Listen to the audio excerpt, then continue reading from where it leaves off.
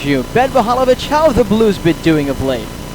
Brutally average. I mean, you said it with the record, 15, 15, and 3. All three of those ties have come at home in the month of July. It's been a little frustrating. Lucky to tie some of those games, a little unlucky not to win a few of them. But the Blues have been playing good baseball, and sometimes it's just not enough. They've only been over 500 for about 3 days this season. It's normally a game of catch-up between dropping 2 or 3, going 2 or 3 below 500, and then crawling right back just to have the same thing happen again with the occasional tie, obviously.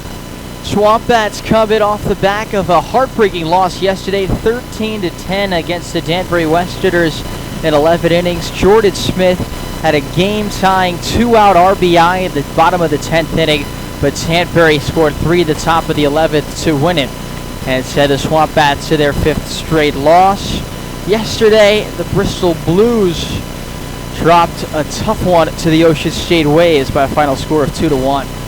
Yeah, that was a really tough one. Ocean State's pitching really shut Bristol down. The Waves got on the board first with a solo shot from David Mershon, and he did the damage again in the 7th inning in a 1-1 game. An RBI single to plate. Jack Brooks was the difference in the game. A number of different pitchers. It started with Wyatt Lunsford-Shankman, and Austin Wayner got the win on the mound for the Waves. The Blues pitched well as also, but just couldn't get the job done. Let's take a look at the scores and standings around the NECBL. Yesterday, as we mentioned just now, Danbury beat Keene 13-10 in 11 innings. Ocean State beat Bristol 2-1. North Shore beat Mystic 3-2. Newport swept a doubleheader against Upper Valley, winning those 2 7-inning games 10-1 and 13-1. Not to be outdone, the Vermont Mountaineers beat the North Adams Steeplecats 18-1, and the Sanford Mainers beat the Martha's Vineyard Sharks 4-2. There's already a final from earlier today. The Valley Blue Sox walked off the Mystic Scooters. A walk-off home run from E.J. Kreutzmann. I was watching that game as it happened. They're the bottom of the 10-7-6 Valley winners over Mystic. And so going into today, it means the standings in the NECBL look like this. We'll start with the Coastal Division, where the Newport Gulls are 26-8-1. They have clinched a playoff spot. The only team to do that to this point this season. They have the best record in the NECBL. The Mystic Scooters are 21-14, 5.5 games behind the Gulls. The North Shore Navigators are 17-19. The Ocean State Waves are 16-19-1. The Martha's Vineyard Sharks, the defending champions, have been disappointing this season. They are 13-18-1. In the North Division, the Vermont Mountaineers have won 4 games in a row. They're 21-11-1 tie. Sanford Mainers have also won 4 games in a row. They're 3.5 out of first at 18-15. Upper Valley Nighthawks are in free fall. They've lost 8 of their last 10 games. They're 16-16. And the SwampBats are 12-23. In the West Division, the Valley Blue Sox are 18-16-1 tie after their dramatic win today. The Danbury Westerners are 18-18. The Blues are 15-15 and a league high 3 ties. And the North Adams Steeplecats have lost 9 games in a row. They are 7-26. The final spot in the NECBL playoff picture right now, it's a tie for 6, 7, and 8. The final 3 teams in the playoff picture, Danbury, Bristol, and Upper Valley, all with 500 records. SwampBats 5.5 games out of a playoff spot with 9 more games scheduled this season. The SwampBats need to get hot. Really, they need to win today against the Blues to stay within shouting distance of a playoff spot. The Bristol Blues tied for second in the West, 15-15-3 under Tom Bakowski, their manager. And here's their starting lineup. Starting lineup tonight for the Blues, the All-Star Jordan Payton has the leadoff duties. He is playing second base. Connor Goodman, in only his second game with the Blues, is batting second, designated hitter. Gavin Noriega, an all-star starter. He's starting the all-star game at first base, but is playing left field tonight. Dixon Black is replacing Brandon Butterworth of Vermont in the all-star game. He's batting cleanup, playing third. Cal Perillo is batting fifth, playing first. Billy Sullivan, another Blues All-Star, is batting 6th and catching. Joe Rios looks to get hot tonight, batting 7th, playing right field. Pete DeRocher has been hot and leads the team in stolen bases, batting 8th, playing center. And rounding out the order is Ian Battapaglia, who has been very good for the Blues in July. He is the shortstop tonight. And of course the pitcher, Danny Macchiarola. Pitching matchup for this one for the Blues, it's Danny Macchiarola, sophomore righty out of Holy Cross, no record, an ERA of 3.27. And for the SwampBats, it's Eric Chalice Jr., sophomore lefty from Kent State, 2-2 with a 3.32 earned run average. Step aside for the national anthem. The SwampBats line up at the first pitch on the other side. This is Keene SwampBats baseball on Pure Oldies 104.1 and the NECBL network.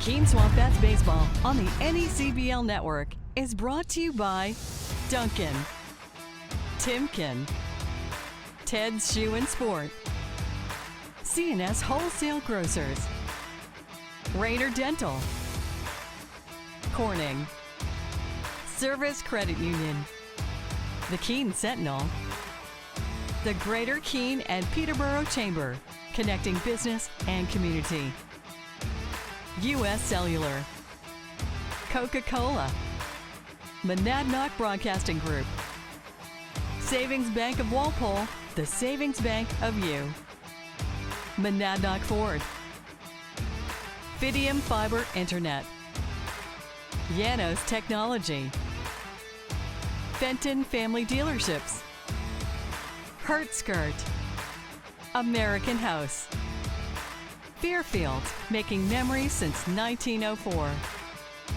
Fraser & Son Furniture, ICU Medical,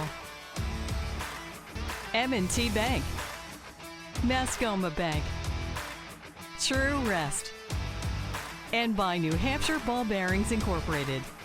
Stay tuned for more of the SwampBats coming up next.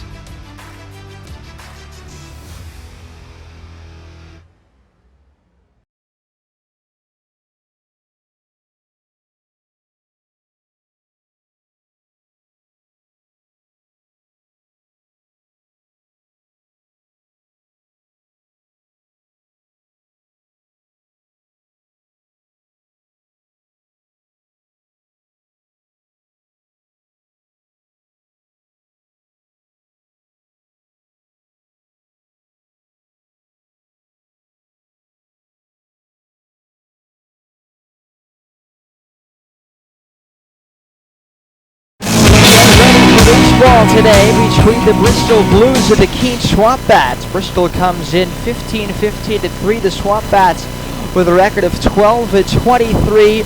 Ben read you the Blues lineup before the break. Here's the SwampBats lineup for Keene, who is fourth in the North, 12-23 under Sean McKenna.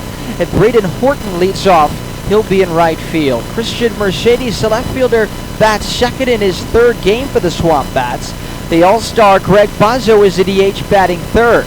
Jared Rice, a first baseman, will hit cleanup. Evan Goforth is in at third base. He will hit fifth. Ryan Padilla is the second baseman batting sixth. Jordan Smith, who had a game-tying RBI with 2 outs at the bottom of the 10th inning yesterday, is at center field batting seventh. Joseph Salvo gets his second start of the season at catcher, his third start overall. And Tony Livermore is the shortstop, left-hand hitter from Northwestern, batting number 9 for the SwampBats. The starter is Eric Chalice Jr., sophomore lefty out of Kent State, 2-2 with a 3.32 earned run average. You can help send Eric Chalice to the All-Star game. Go to vote23.necbl.com to cast your vote. Eric Chalice, the SwampBats representative for the final vote. He needs your help to play at North Shore on Sunday. Go to vote23.necbl.com to vote Chalice and send tonight's SwampBats starting pitcher to the All-Star game. Eric is deserving of that. The 6'1", 190 left-hander from Bethel Park, Pennsylvania, goes to Kent State University. He's thrown 21 2/3 innings on the season, given up 21 hits and 11 runs. He's given up 8 earned runs, walked just 4 batters and struck out 24. 4 walks, 24 strikeouts. I personally think that's all-star game worthy, Ben. I voted for Eric Chalice. Now it's your turn to the folks at home. Vote23.necbl.com. Eric is ready for the first pitch of the game to Jordan Payton, a right-hand batter from Townsend. And it is strike one, called by the home plate umpire, J.C. Fernandez, at 6:32. Payton's actually a two-way guy out of Towson, can throw up to 95 on the mound. He lines this one into left field. That's going to get down toward the gap, cut off by Mercedes. He will throw to second. It's offline, and sliding into second base with a leadoff double on the second pitch of the game is Jordan Payton. And the batter will be Connor Goodman, the DH from UMaine Orono. Great piece of hitting by Payton, jumping all over the first pitch he liked. A good throw from Mercedes may have gotten Payton. I don't think he was aware of the depth of the outfield. The lack thereof. He's safe. So now it's Connor Goodman, 0 for 1 with a walk this summer. Made his debut yesterday, Ben, against Ocean State. Friend of our intern, Trevor Pearson, you heard on these airwaves last night. Pitch is down and in. 1 ball and no strikes from Challenge to Goodman. Just getting underway here in an 82-degree and sunny evening in front of a good crowd at Alumni Field for 80s night, sponsored by the Greater Keene and Peterborough Chamber of Commerce. The 1-0 to Goodman. In for a strike and a breaking ball. And the count is 1-1. SwampBats in their home purple jerseys today. Black numbers and letters on the front and back, outlined in white pants, purple caps to the black bills. Bristol is in gray tops with blue numbers on the back. Gray pants for Bristol. Breaking ball grounded foul, third base side, and it's 1 ball and 2 strikes on Connor Goodman. Blues, it's script across the front, underlined in blue, and the red numbers on the front this evening for Bristol. If you didn't know any better, you'd think they were the Los Angeles Dodgers. It would, especially from the back. Blue and gray. It's a good uniform combo. Good uniform matchup, I think, tonight with a purple and gray and blue. Pickoff attempt to second. Diving back in there safely is Jordan Payton, who can run. He's got 11 stolen bases in 12 tries this season. Bristol run a lot as a team. 82 stolen bases this season, which is 3rd most out of the 13 teams of the NECBL. Ball and 2 strikes with Payton on second and nobody out in the first. Fastball swung out and missed, strike 3. First strikeout for Eric Chalice Jr., his 25th of the season. Eric throws a fastball in the middle of the 80s in terms of the radar gun. Also throws a curveball, changeup, and a slider. He only walks 4% of his hitters. They've got 2 strike throwers going today. We'll talk more about Macchiarola when we head to the bottom of the first. After a 3-hour, 57-minute marathon, the pitching matchup tonight, Ben, profiles to be a quicker game here for the SwampBats. Gavin Noriega, left-hand hitter from Bryant, takes a fastball strike on the inside corner. And the count 0-1. Noriega, an all-star for the Blues, batting .303 with a .384 on-base percentage, 2 home runs, and 25 runs batted in this season for Noriega. That is tied for the most of the NECBL. Pitch outside from Eric Chalice, and it's 1-1. Noriega, a left-hand hitter from Bryant. As you said, Ben, first baseman of the All-Star game, but he's playing left field today. He does that. He can move around, play the outfield. He's got decent speed for a little guy. Here's the 1-1. Outside, 2-1. Bristol comes in last in the league in batting average, .209 as a team. 10th at on base, last in slugging, last in OPS. Their strength is their pitching and their defense. The 2-1 to Noriega. On the outside corner, a strike, and it's 2-2. No score, top of the first. Runner at second and one out for the three-hitter Noriega with a 2-2 count.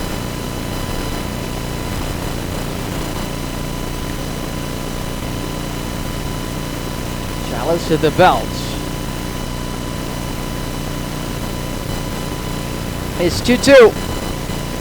Lines on a hop to second base. Padilla throws to first in time for the second out as Jordan Payton moves up to third base.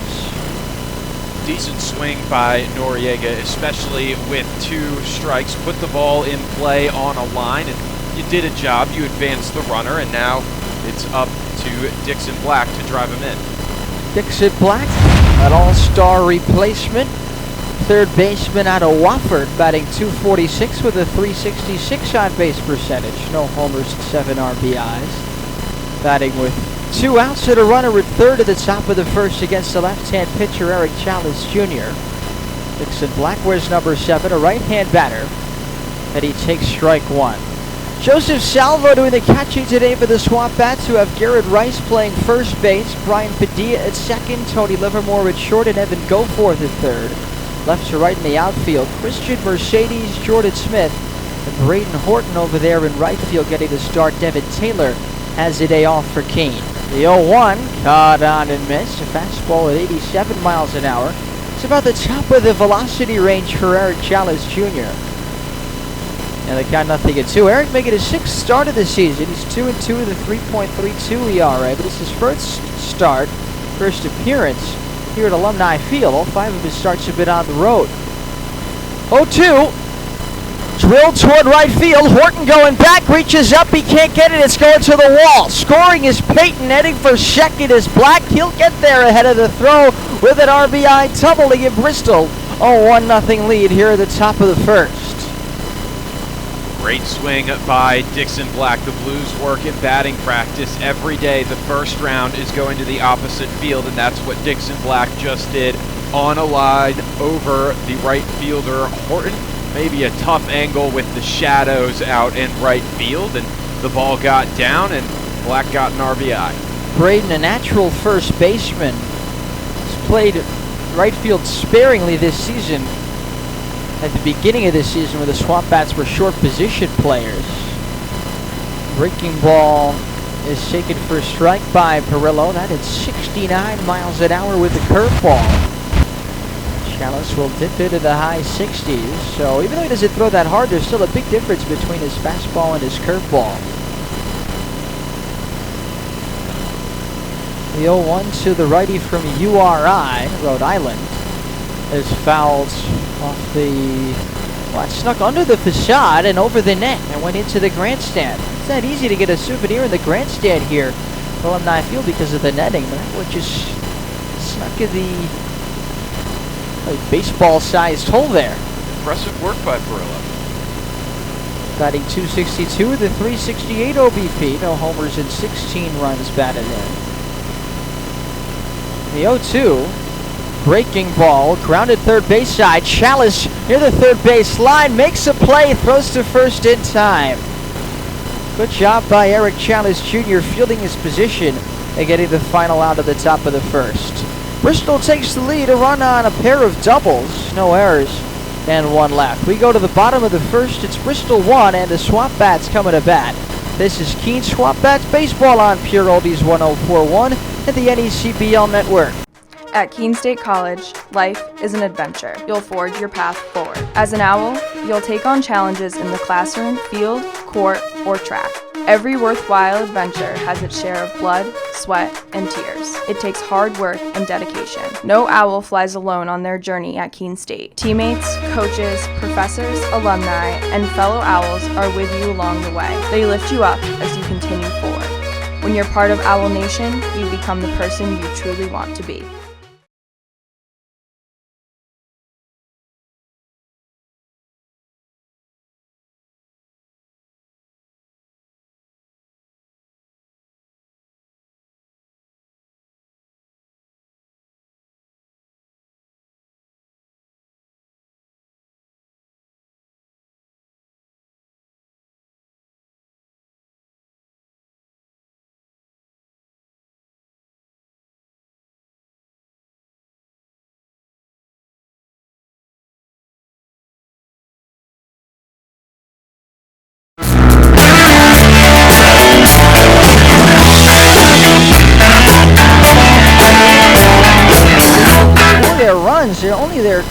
33rd and 34th doubles of the season. They're second to last to the league in that category, and last to the league at slugging percentage, but a couple of extra base hits for Bristol at the top of the first. Yeah, Bristol usually likes to ground ball, single, or walk its way to death against you, but that not the case. A little power from the little guy, Jordan Payton, to lead things off, and then Dixon Black, a noted RBI man, driving him in with a double to right.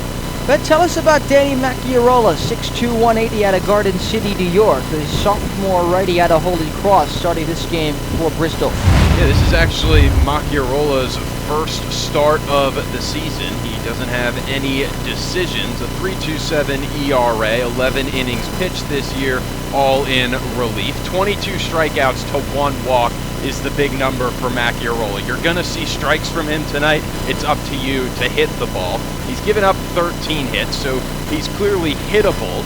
Just, he'll put it there. You've got to hit it. 3.27 ERA, not elite, but it's very solid. But what is elite is 1 walk, 22 strikeouts over 11 innings. Casey O'Brien, the SwampBats hitting coach, is well aware of that as Braden Horton takes low ball 1. Braden is an all-star from Liberty University, 273, 398 the on-base percentage. Gets on base, that's why he hits leadoff, but he takes outside here, ahead in the count, 2 balls and no strikes. What we expected from Macchiarola. The 2-0, foul back, a 90 right down the middle, and the count 2 balls and 1 strike. The reason Macchiarola is coming into this starting role is because Justin Solomine and Mason Ulsh, 2 good starters so far this foul, season. First base side. 2 good starters so far this season for the Blues have gone home. Their summers are over. They reached their innings limit, and so you need a new guy. Macchiarola doesn't walk many, so why don't you give him a try? Towards the end of the summer, you get that in summer ball. It's a 2-2 misses outside, 3-2 SwampBats, and dealt with a lot of pitchers going home for similar reasons. 3-2 to Horton. Strike 3 called. A slider on the outside corner. And Horton strikes out on a full count pitch to bring up Christian Mercedes. But it's a question of pitching depth. You know, the early, middle portion of the season, you see a lot of the top-end pitchers dominate, but the question when you get to the stretch run, time was called, the music was on before the pitch there. And, you know, late in the season, when it's a question of qualifying for the playoffs, and then once you're in the playoffs, trying to win those series, it could be a question of depth. So pitches inside to Mercedes, and Macchiarola certainly has a big role to play for the Blues down the stretch this season. 1-0 misses inside to Mercedes, who batted 9th yesterday at his first start, batting 2nd today. He's 0 for 4 with 3 walks and 3 runs scored so far as a SwampBat. In 2022 NECBL All-Star with the win at the Saukey Muskrats from Southern New Hampshire University. Breaks his back, grounds one slowly to the right side. The first baseman, Perillo, flips to the pitcher covering Macchiarola. Mercedes is retired for out number 2. A little more insights on Macchiarola, courtesy of SwampBats analytics guru Milton Dauber. He's a sinker baller, 89-92 with a sinker. Slider at 81 to 84, changeup 83 to 85. His best pitches is slider, which has a 49% whiff rate and a 40% chase rate. Greg Bazzo takes low, 1 ball and no strikes. Greg, an all-star from Northeastern, 295, 306 on base, 2 homers at 8 RBIs. The 1-0, in for a strike, 1-1. Overall, Macchiarola's going to throw a lot of sinkers, 46%, a lot of sliders, also 46%. But he dominates righties. This one lifted towards shallow right center by Bazzo. Jog it in is DeRocher. He makes a catch. And that retires the side on the fly out to center by Bazzo. Nothing across for the SwampBats at the bottom of the first. When you go to the second, it's 1-0 Bristol. This is Keene SwampBats baseball on Pure Oldies 1041, the NECBL network.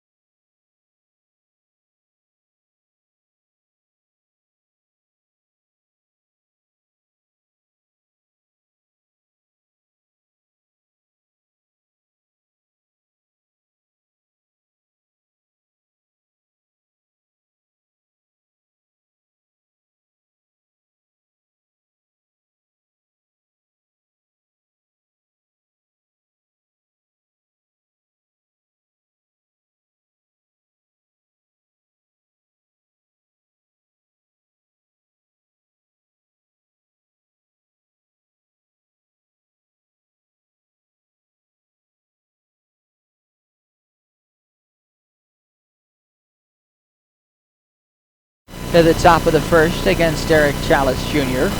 Billy Sullivan, Joe Rios, and Pete DeRocher, 6, 7, and 8 in the order for the Blues in the second inning of play against Eric Chalice Jr. The umpiring crew for today: J.C. Fernandez is behind the plate. John Patala's at first base, and Scott Pellerin is the umpire at third. Giving out one of those giant checks here on the field. Ribby is presenting that here, along with SwampBats president Kevin Watterson. On 80s night, presented by the Keene Chamber of Commerce. Lots of great sponsor tables here today. If you're in the area, gonna grab some free goodies from the sponsor table and see a SwampBats game on a beautiful Wednesday night. It's not too late for that. Head down to Alumni Field.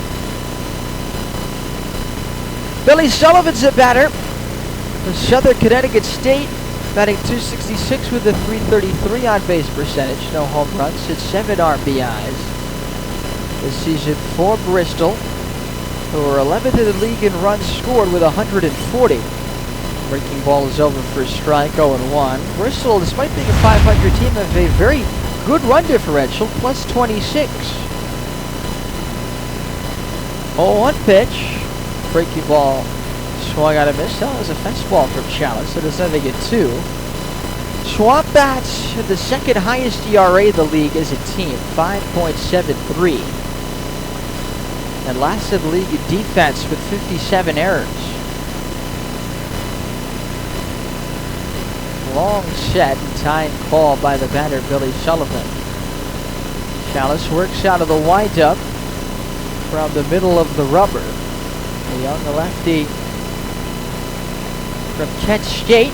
0-2 outside. That's 1 ball and 2 strikes.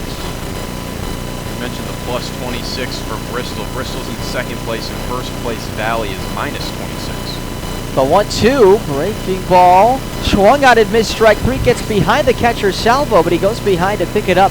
Throws to first in foul territory.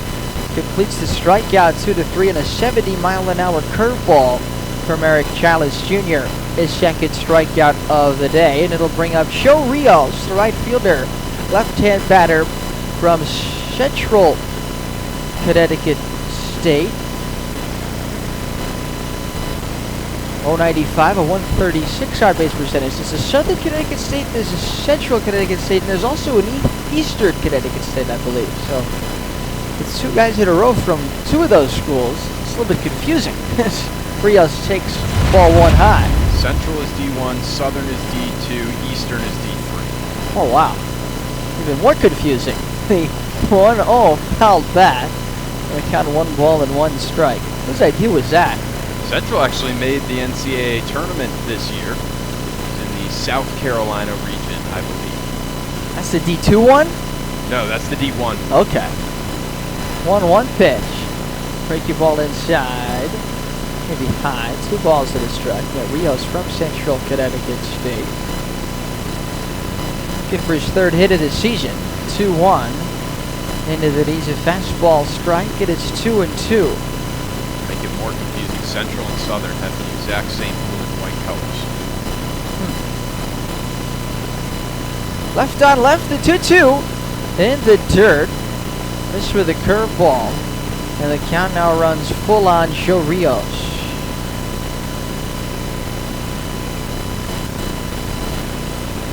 Bristol is one of the teams the SwampBats are trying to catch in the playoff race. They're 5.5 games behind the Blues, who are tied for that last playoff spot, as this one is fouled back and it's 3-2 still. The 6, 7, and 8 spots are simultaneously held by Upper Valley, Danbury, and Bristol, who all have the same number of wins and losses this season. The first team out of the playoff picture right now is the North Shore Navigators at 17 and 19, so it's tightly packed, a sprint to the finish. And the SwampBats are still alive, 5.5 games back, with 9 games to play, including this one. 3-2, line towards center, base hit for Rios, his 3rd hit of the season. It's a 1-out single at the top of the 2nd inning, with the Blues leading 1-0, and the batter will be Pete DeRocher. Rios started out for 12 on the season, is starting to pick things up recently. He was a star for the Blues last year in the 32-win season, and they could really use his bat down the stretch in a playoff run. Yeah, Bristol was bounced from the playoffs by the eventual champion Martha's Vineyard Sharks in the semifinal last year. Breaking ball gets away from Salvo, going up to second base is Rios, and Ben, that looks like a pass ball to me. Yeah, I think Salvo tried to get a little cute trying to frame the pitch and just missed the curveball altogether. And a deep backstop here, I'm noticing. Very deep, a lot of foul territory all over the place. Field is short in fair territory. 354 down right, 325 down left, and 352 to the deepest part of center field. Turn and a look over at first, and Rios is in there safely. Not even a throw there on time by Chalice Jr. It's the second baseman Padilla holding on the runner. The 0-1 pitch missed outside. It's 1 ball and 1 strike on Pete DeRocher from Manhattan, which is in the Bronx.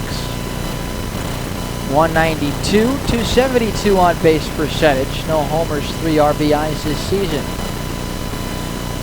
The 1-1. Fastball fouled into the swamp. Over the grandstand on the first base side. It's 1 ball, 2 strikes on the 8th hitter, DeRocher. Edie Portal actually transferring from Manhattan to Rutgers. Just announced that maybe a week or 2 ago. And across the George Washington Bridge. Challenge from the belt.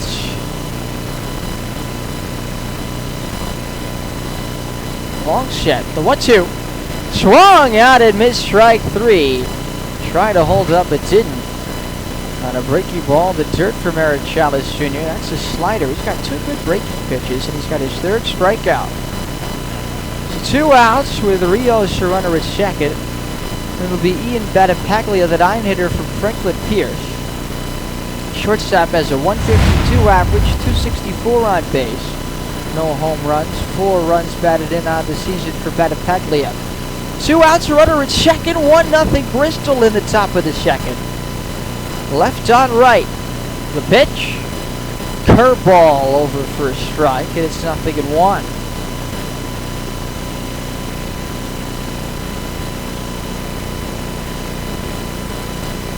Rios leads off second. He got there on a single and a pass ball.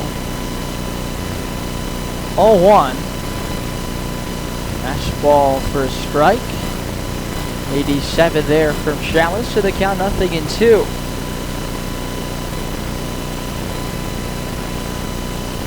Looks in at Salvo.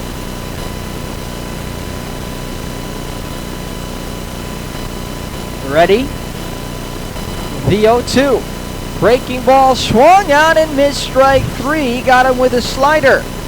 Eric Chalice Jr. strikes out the side in the top of the second inning. No runs, a hit, and 1 left. Middle of 2, it's 1-0 Bristol. This is Keene SwampBats Baseball on Pure Oldies 1041 and the NECBL Network.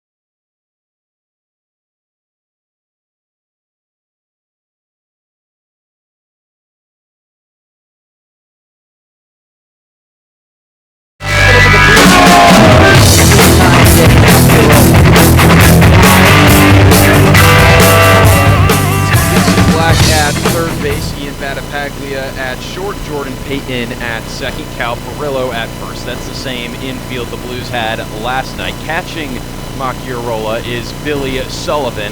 And in the outfield, Gavin Noriega in the left, Pete DeRocher in center, and Joe Rios in right.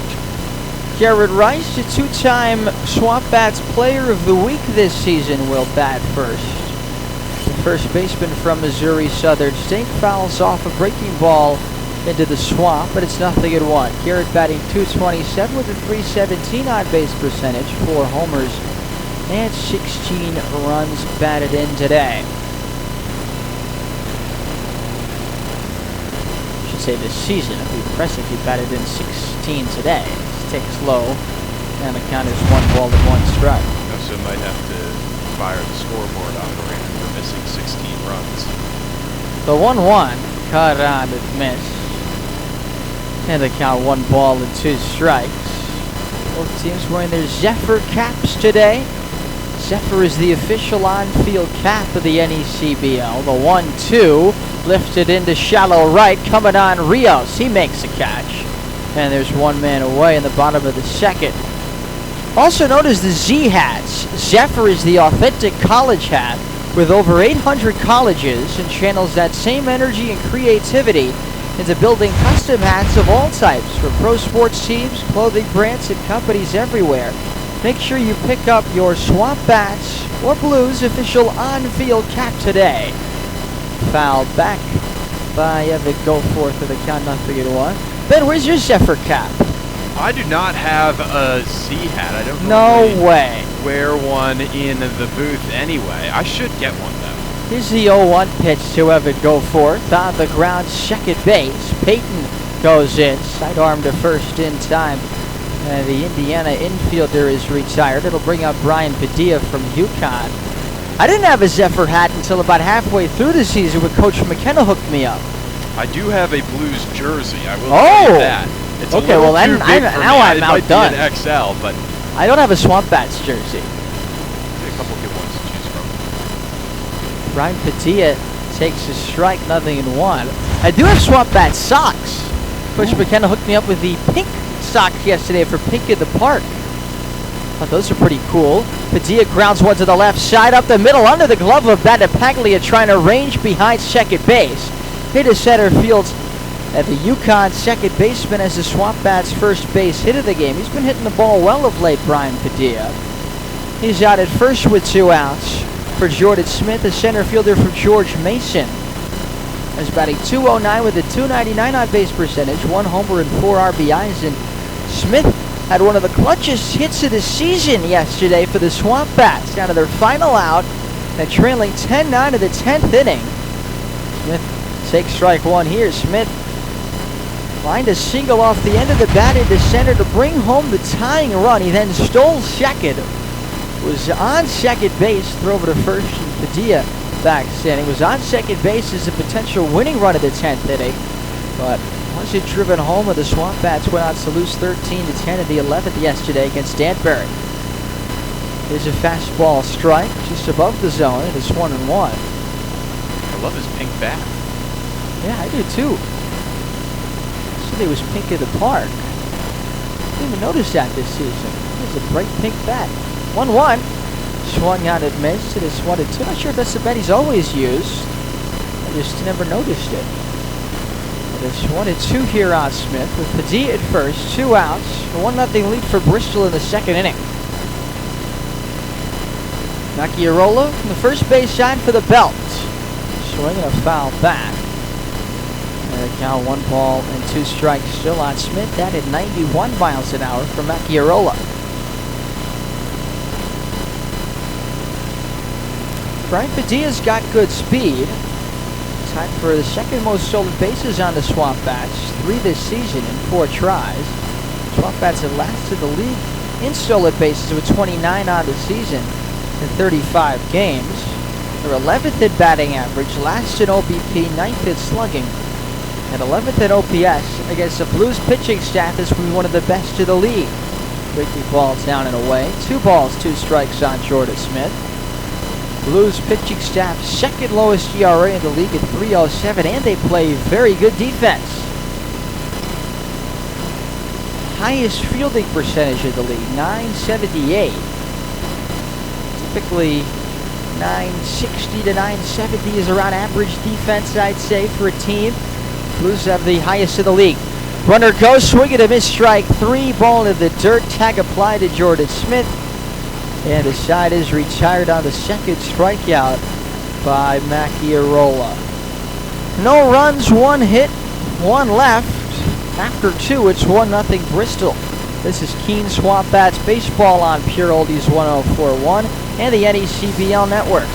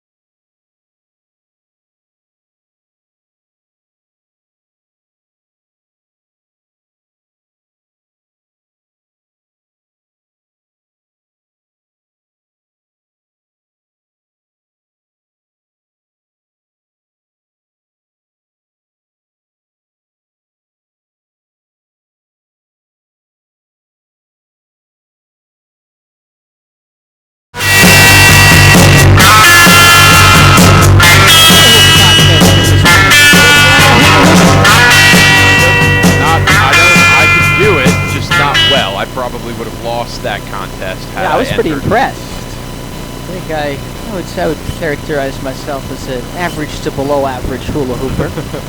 Jordan Payton leads off the third, starting the second time through the order for Bristol. Payton doubled and scored the lone run of the game in the first inning. He takes strike 1, an 85-mile-an-hour fastball from Eric Chalice Jr. Peyton, Goodman, and Noriega 1, 2, and 3 here for Bristol. Grounded to third, Evan Goforth has it. Sidearms to first in time for the out. SwampBats get big league defense at third base from Evan Goforth, who is not used to playing third base and played there before this year. He's a middle infielder by trade, but he is an elite defender over there at third base for the SwampBats. The next batter is Connor Goodman, the DH who struck out his first time up. And Ben, let's take a look for the first time at the out-of-town scoreboard of the NECBL. Goodman takes a breaking ball high, 1-0. And when you get to this point in the season, this activity, for me at least, takes out some extra intrigue. When you're in the playoff stretch, you know what different teams are playing for. Swing and a miss there, 1-1. Some teams have clinched, some teams are playing spoiler. Some teams, including these two, are clawing for a wild card spot. The 1-1 to Connor Goodman. Fastball outside, that's 2-1. Earlier today, we mentioned that Valley walked off Mystic. The Blue Sox improving to 18-16-1 with that win atop the West Division. Breaking ball high, 3-1 on Goodman. Give you one guess as to who the Blue Sox tie is against. Bristol. Yes. I got it. Ding, ding, what ding. do I win? High five? A high five. I'll take it. 3-1. Foul back, and it's 3 balls and 2 strikes. You know what? That might be the first time I've ever won anything here at the broadcast booth. So I'll take it. Take what we can get. 3 balls, 2 strikes. Valley playing another game today. Ben, I believe that was a resumption of a suspended game earlier today. That's correct. This is fouled back, and it's 3-2 earlier today. I'm not sure what the score was when they restarted that game. 3-2 was the score, although I'm not sure who was ahead. But anyway, that went into 10 innings, and Valley walked it off on a home run by E.J. Kreutzmann. The 3-2 to Goodman. Fouled back. Put it back here by Goodman. It's still 3 balls, 2 strikes. Games in progress now. 4 other than this one. Bottom of the 5th at Upper Valley. Sanford 2, Upper Valley nothing. It's good news for the Blues. The 3-2. Foul back again. Bottom of the first at Ocean State, the Navigators are 1-0 lead over the Waves. Bottom of the second at Valley. Bristol will be interested in that game, and they'll be rooting for the North Adams Steeplecats of a 2-0 lead in the bottom of the second in Holyoke. Little looper off the end of the back here to first base, and caught by Garrett Rice for out number 2. Chalice wins that battle. And the goals of the Sharks getting underway soon. Vineyard Baseball Park, otherwise known as the Shark Tank. We'll keep you apprised of all those scores as the evening continues. And if you're just joining us, Bristol comes in at a 3-way tie for the last 3 playoff spots. Foul back by the All-Star Noriega on a breaking ball, 0-1. 1-0 Bristol. Top of the second inning, 2 outs and nobody on. Noriega grounded out to the second baseman his first time up. The 0-1 from Chalice. Taken. Strike on the outside corner at 87. And the count, no balls, 2 strikes on Gavin Noriega. The line to the 0-2. Breaking ball, reached for, fouled off Salvo. And the count's 0-2. But I'm curious to get your take on the playoff picture as it shapes up here. Who do you think, from seeing a lot of the teams in that race are in the West Division, and what do you make of those teams in the mix for the wild card? Sanford, Upper Valley, Danbury, Bristol, Valley, 0-2, fouled back, and then the outside looking in, then it's North Shore, Ocean State, and Martha's Vineyard, where the SwampBats having a lot of ground to make up. Well, I find it interesting how the West Division, in terms of record, is the worst division in the league, but has 3 teams in the picture to comprise almost half of the field. The 0-2 is outside, 1-2. Yeah, that is interesting. It is a worse division by aggregate record. But right now, as things stand, 3 of the 4 teams will be going to the playoffs. The best division by aggregate record is the Coastal Division. And right now, 3 of those 5 teams are going to miss the playoffs. The 1-2 outside with a breaking ball, 2-2. And obviously, I think Newport's really good. Mystic is another sneaky team that has caught fire recently and will be a tough wild card opponent to play. The 2-2 bounced up the middle off the glove of Chalice, fielded by Livermore behind the bag at second, and he throws out Noriega. But I think that went off the glove of Chalice Jr. That'll be a 1-6-3 putout. Good play by Livermore. Nothing across to the top of the third. We move to the bottom half. 1-0 Blues. This is Keene SwampBats baseball on Pure Oldies 104.1 and the NECBL net.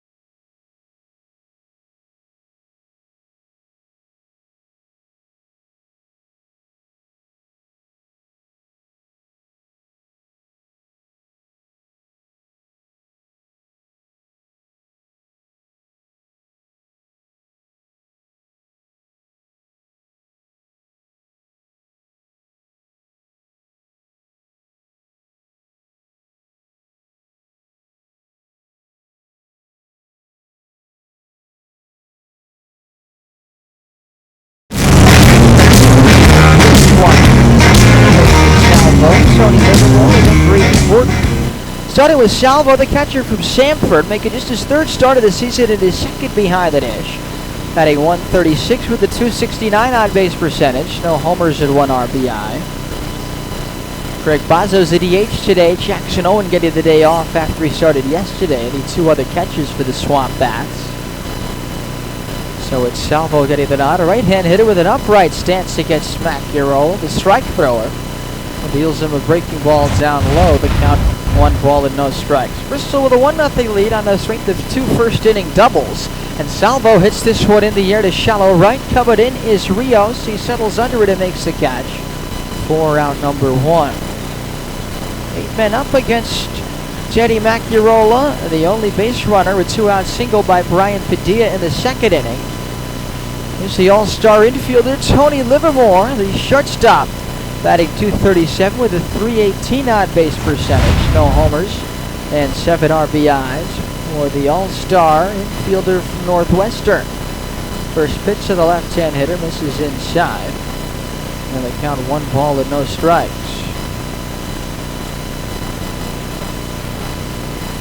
Livermore's played all over the left side of the infield. Second, short, and third this season. Takes the ball outside, and it's 2-0.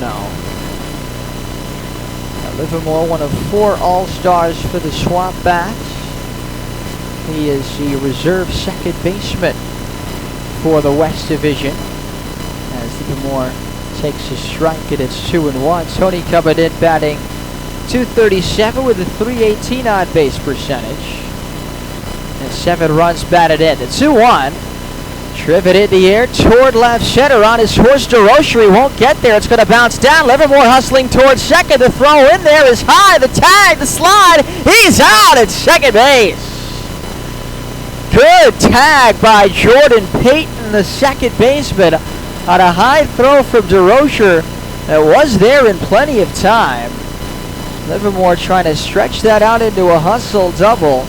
And he is gunned down at second on a great throw by Pete DeRocher in center field.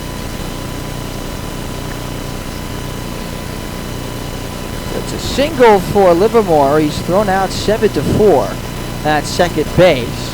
Braden Horton takes a strike with 2 outs and nobody on. 1-0 Bristol, bottom of the 3rd. 0-1 to Braden, also an all-star at first base. Coach's choice. The 1-1. Foul off the catcher. And they count 1 ball and 2 strikes. These 2 teams are together in the West Division, which Bristol lead in terms of all-star selections with 6 initial all-stars and 7 with the addition of Dixon Black. Braden drives this one deep to right center field. Forget about it. Over the scoreboard. We are tied at 1. Braden Horton's 5th home run of the season. He drives it 352 feet over the Alumni Field scoreboard in right center. 5th homer, 9th RBI for the All-Star from Liberty. And it's 1-1 here in the bottom of the 3rd. SwampBats offense didn't seem to be exciting very much. Seemed a little listless, and Livermore just excited everyone. Christian Mercedes takes ball 1 down low. Excited everyone. Big hit for Horton. It's just a brand new ball game. Breaking ball into the knees for strikeout Mercedes. And it's 1-1. So 2 out, bottom of the 3rd. 1 run and 3 hits for both sides. 1-1 to Mercedes. 90 cut out and missed. And they count 1 ball and 2 strikes. Horton's been so hot recently for the SwampBats. Batting .414 in his last 9 games.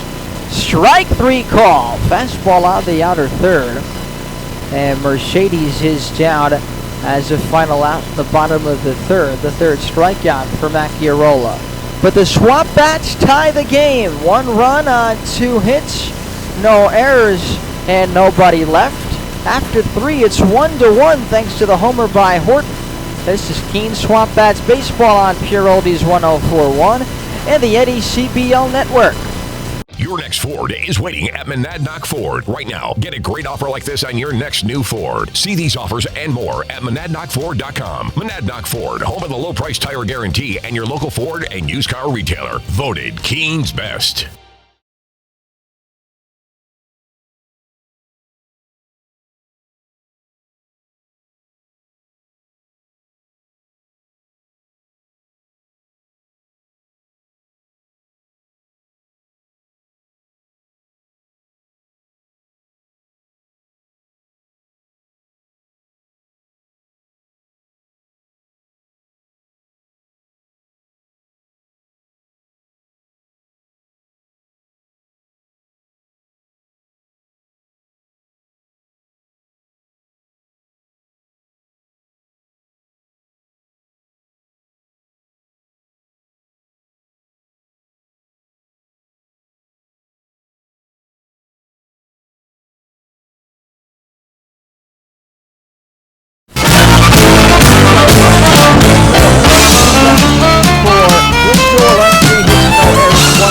For Keene, and here's Ben Mihaljevic, the voice of the Bristol Blues.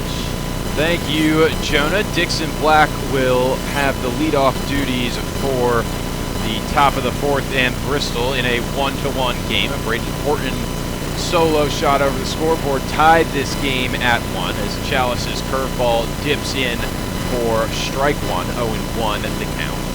Black today, we thought, forgot his uniform on the bus, initially wearing 28. He sends a fastball deep into left center, and it one-hops the wall. Black charging towards second. He's in with a stand-up double, his second of the day. Bullet, 97 miles an hour off the bat. Got a fastball middle in there from Chalice. And a leadoff double for Black. He's now 2 for 2 with 2 doubles. Said it earlier, the Bristol slugging percentage wasn't super high coming into this game, but already 3 doubles and 2 off the bat of Dixon Black. That should give it a little boost. Cal Perillo is the batter now for the Blues. Grounded out to Chalice in his first appearance. Dixon Black leads off second. Chalice checks back but doesn't offer a throw. Padilla is covering the bag, trying to hold Dixon Black on with the righty Perillo at the plate. First pitch is a fastball in for strike 1, 0-1. Calm, cool, and collected Cal, as he is known in Bristol. One of the easiest swings you'll see, and he just drives the ball all over the field. Way ahead on a curveball, fouls it down the third baseline, 0-2. Like Tim Binkowski is telling him to wait back on the pitch, not get out in front, which is what he did in his first appearance.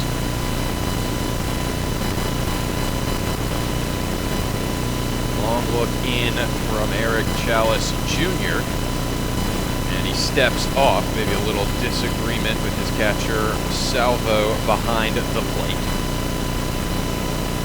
Back on the rubber and now set at the belt. From the stretch, the 0-2.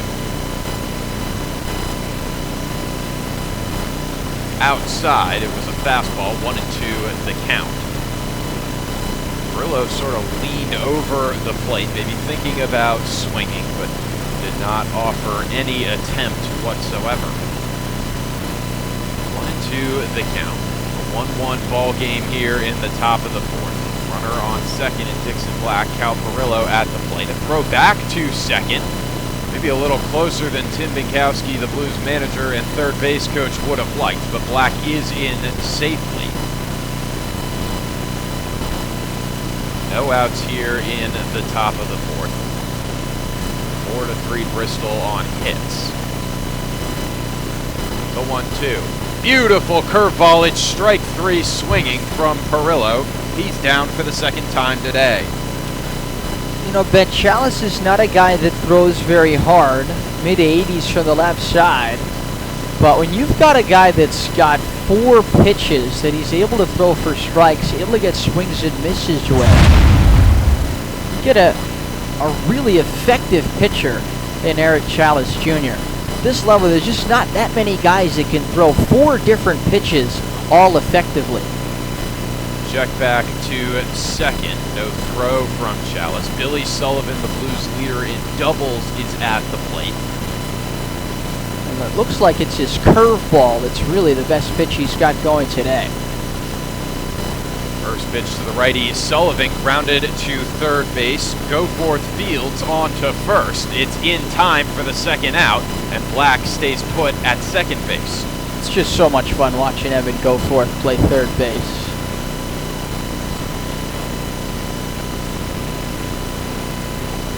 Joey Rios is now tasked with trying to drive in Dixon Black from second base. The infield shifts over to adjust to Rios, the lefty, now at the plate. He singled in his lone plate appearance and then advanced to second on a pass ball. Rios towers over the plate in a bit of a high mound here at Alumni Field. So Chalice about at his eye level. Ground ball to second base. Padilla has it in his glove, flips to first, and the leadoff double is left on base. 1-1 the score after 3.5 innings of play between Bristol and Keene from Alumni Field. This is NECBL Baseball on Pure Oldies 104.1 and the NECBL Network.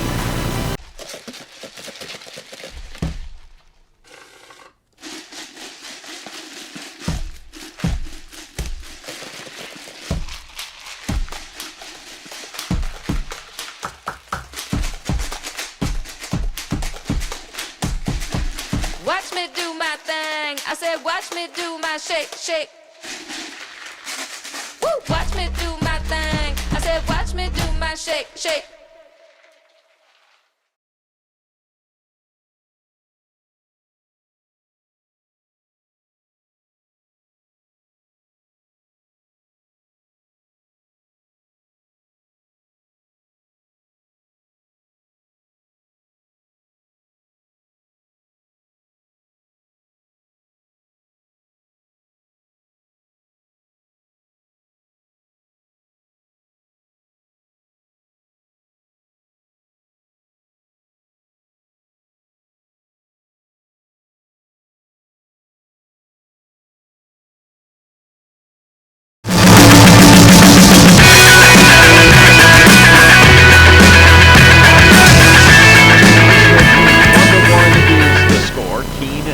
Coming to bat now in the bottom of the fourth. 3-4-5 due up for the bats. Bozzo, Rice, and Goforth. And it's still Danny Macchiarola on the mound for the Blues. Bozzo from the right-handed side. He flew out to center in his first appearance. It takes a look at strike one from Macchiarola. Getting the ball back and working quickly from the windup. Swing and a miss from Bozzo. And Macchiarola is ahead 0-2. Just 40 pitches in the first 3 innings thrown by Macchiarola. Very efficient. The 0-2. Cut on and missed. It was a slider in the dirt. It bounced in front of Sullivan, but he picked it up and threw over to Perillo at first to secure the out, and it's the first of the inning. Greg Bozzo is not a guy who strikes out very often. Just his 8th strikeout of the season. And 63 at bats now. That just speaks to the quality of Macchiarola's stuff. Garrett Rice flew out to right in the bottom of the second. He looks at strike one from Macchiarola. 0-1 the count. 1-1 the score between Keene and Bristol. Big swing and a miss, 0-2. Macchiarola, again, just getting the ball back and going right at the batter. Love to see that. No pitch clock needed. Swing and a miss. It was another slider in the dirt. This time, Sullivan just has to tag the batter Rice. 3 straight strikeouts now, going back to the bottom of the third for Macchiarola, and there are 2 away in the bottom of the fourth.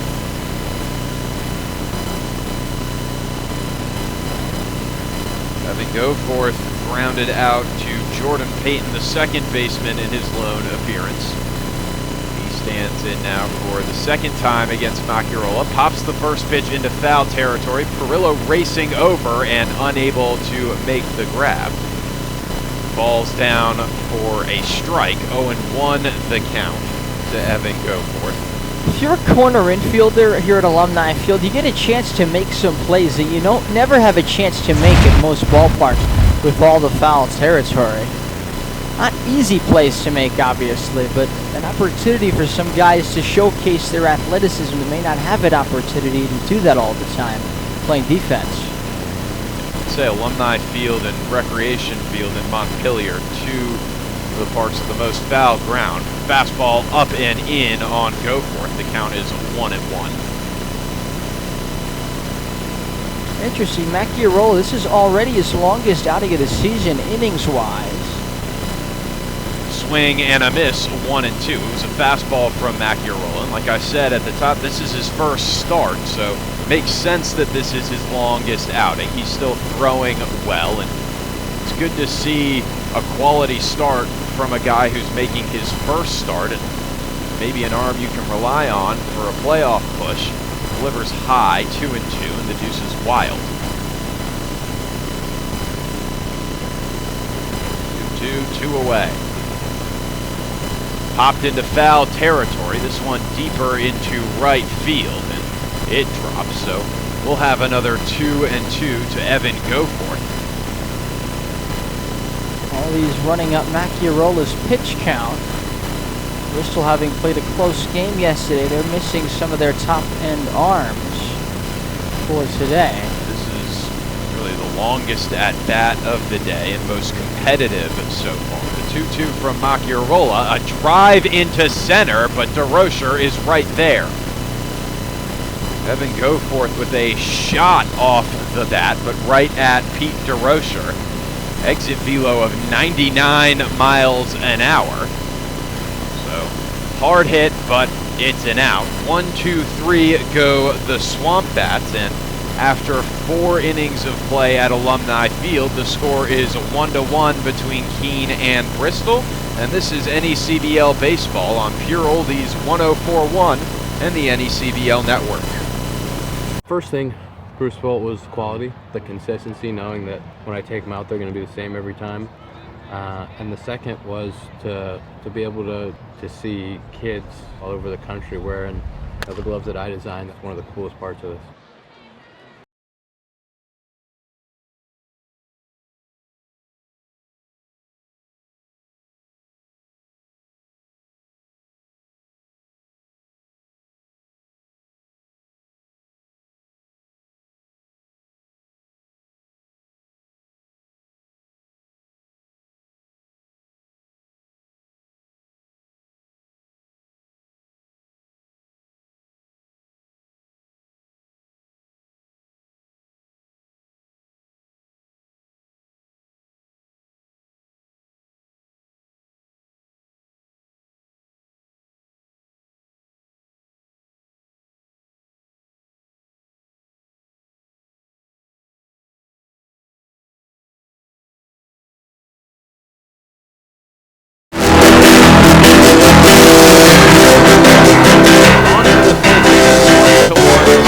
Between the Keene SwampBats and the visiting Bristol Blues.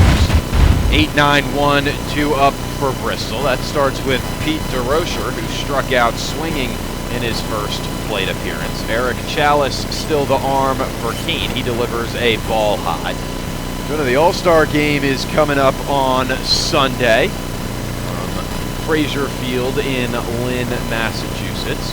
DeRocher pops a curveball into foul ground in left field. A long run over from Mercedes, but the ball drops. It's just a long strike, 1-1 the count. And the NECBL All-Star Game coming up on Sunday, July 23rd at Fraser Field in Lynn, presented by Metro Credit Union. Don't miss the marquee event of the summer at the home of the North Shore Navigators. Visit asg23.necbl.com for more information. Bristol with 7 All-Stars, the SwampBats with 4 All-Stars, trying to make it 5 All-Stars, and you can do your part. And that is a fair ball. It's a line drive base hit into right field from DeRocher. That's his first hit of the day. And the 5th for Bristol. And he's on with the leadoff single. Nice piece of hitting by DeRocher. Goes with an 85-mile-an-hour fastball on the outside corner. That just flicks it into right the opposite way. Battapaglia now the batter. Another strikeout victim against Chalice in the top of the 2nd inning. Battapaglia shows bunt, and he offered at the curveball, so 0-1 is the count. He sure did. Good job by Chalice. In the square, throws a 67-mile-an-hour curveball inside. Very tough pitch to lay a bunt down on. Chalice stares down DeRocher at first, now throws back. It was a low throw, and Rice had to pick it out of the dirt to keep DeRocher on the bag. If you're impressed with Eric Chalice today and all season long, you can vote for him. Vote 23.necbl.com. The voting ends tonight, so no excuses to hold it off. There goes DeRocher. The throw down is a good one, and it got him. Salvo with an excellent throw to Padilla, who applied the tag, and that's the first out of the inning as Battapaglia could not get the bunt down. How about Salvo? Money there, thrown down to second base. That pitch was a ball. He pulled back, and it's 1-1. 1-1 to Battapaglia. A high curveball above the letters. 2-1 the count. Just one more time. Vote 23.necbl.com to vote Chalice. Foul ball over the grandstand. 2-2 to Battapaglia. So that changes your approach a little for Bristol. No longer a runner on base. And 1 away for your 9-hitter, Ian Battapaglia. From the windup, the 2-2. Another foul ball. This one into the netting directly behind home plate. The count remains the same. All-Star Game, always an exciting event when it's that time of year.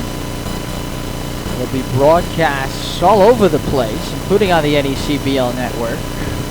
3rd straight foul ball from Battapaglia. This one was just beat into the ground right behind home plate. And it sort of ricocheted up and hit Salvo's glove behind the plate. So it's still 2-2 with 1 away to Ian Battapaglia. Lefty on righty matchup. A 4th straight foul ball from Ian Battapaglia. A good battle here between Chalice and Battapaglia.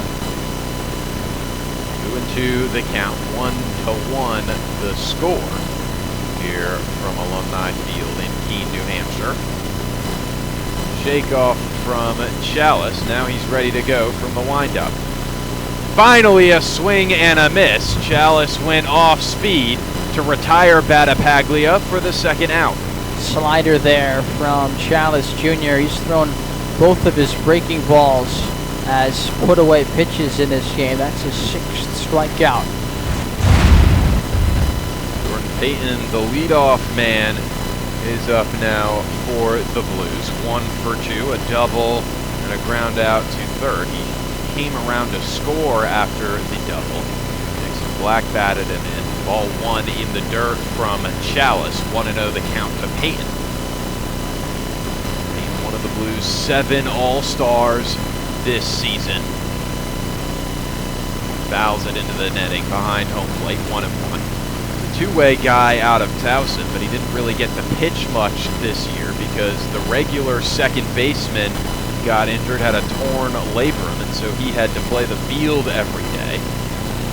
Sort of joked to me that they could have used his 95-mile-an-hour fastball on the mound. He takes a curveball for ball 2, 2-1. Does he really throw 95? Yes, he does. Wow. He's a little guy, too. He just puts all his might into every pitch. That's impressive. 2-1 is fouled out of play. 2-2 with 2 outs. puts all his might into every pitch, and I've heard a couple guys say that every swing he takes is the hardest swing of his life. Just an all-around effort guy, and he's been rewarded with that effort with an all-star appearance. The 2-2 from Chalice.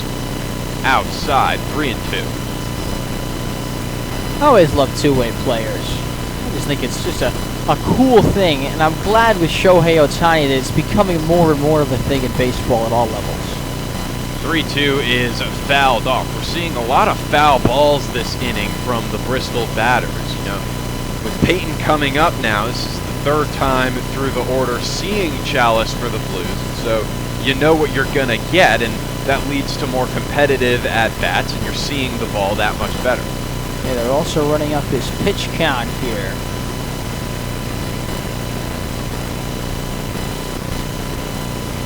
Eric Chalice Jr. began this inning at 61 pitches. 3-2. Curveball down the third baseline, but foul, as signaled by the third base Scott Pellerin. He's now all the way up to 78 pitches. I don't see anyone warming 79. in the Keene pen. Another 3-2 from Chalice. And we'll have it again as Peyton fouls a pitch out of play down the first baseline. And you know what? This is already a very good at bat for Peyton with 2 outs and nobody on. Even if he doesn't reach base here, he's going to be satisfied, or should be satisfied, with the fact that he's made it much less likely for Chalice to continue. Called strike 3 at the bottom of the zone. Couple screams of excitement in the crowd. Chalice gets the punch out to end the inning. That's back-to-back Ks for Eric Chalice Jr., and that keeps us knotted at 1 from Alumni Field in Keene, New Hampshire. And this is NECBL Baseball on Pure Oldies 104.1 and the NECBL Network. First thing, Bruce felt was quality, the consistency, knowing that when I take them out, they're going to be the same every time. And the second was to be able to see kids all over the country wearing the gloves that I designed. That's one of the coolest parts of this.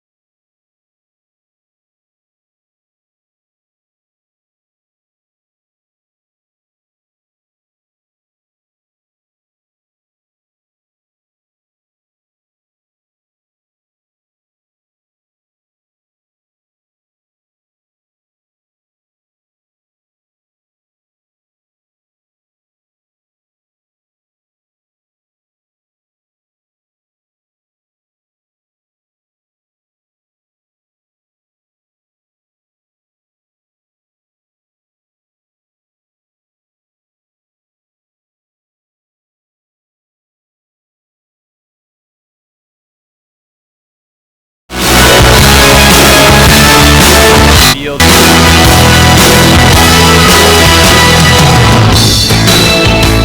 Hosted by the Keene SwampBats. Danny Macchiarola out for a 5th inning of work. He'll face Brian Padilla to lead off the inning, and Padilla pops the first pitch into shallow right field. Joe Rios comes in to make the catch, and there's a quick first out for Danny Macchiarola.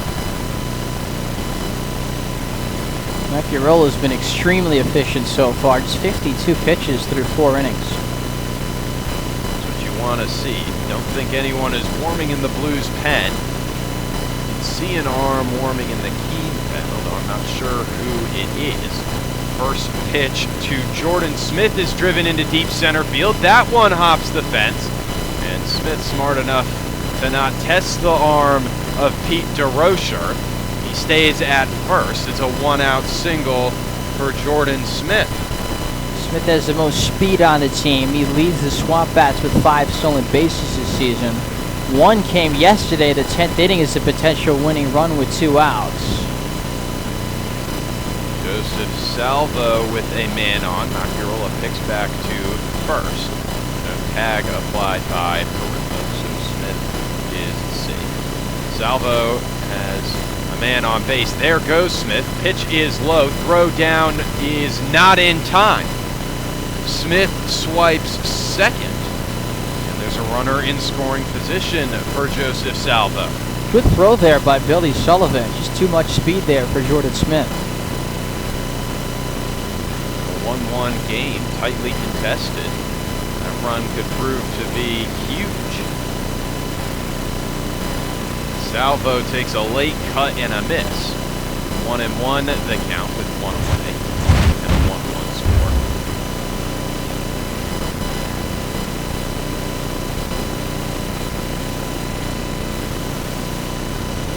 SwampBats seem eager to jump all over early counts as Macchiarola turns around to look at Smith on second base. Payton holding him on down there. The righty Salvo in the box.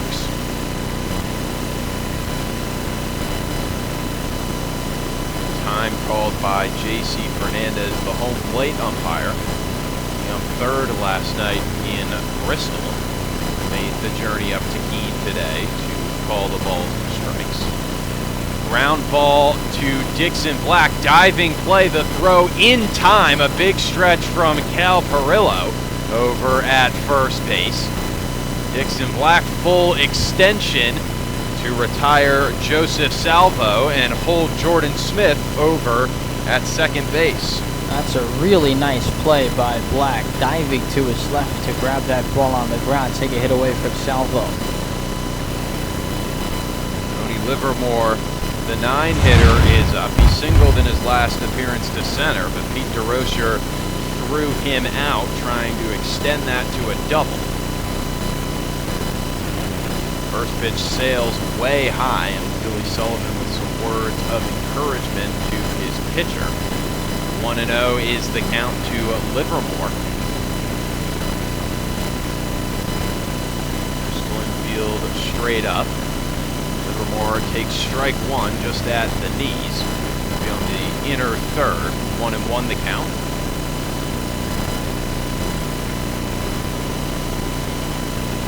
Lefty Livermore at the plate. I can't imagine Smith trying to break for third, although, as we've seen, he is very fast. I don't think he's going to make the third out of third with an all-star up.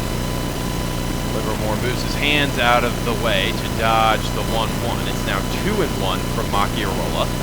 Smith is as sure a bet as you're going to get to score in a single with 2 outs. 2-1.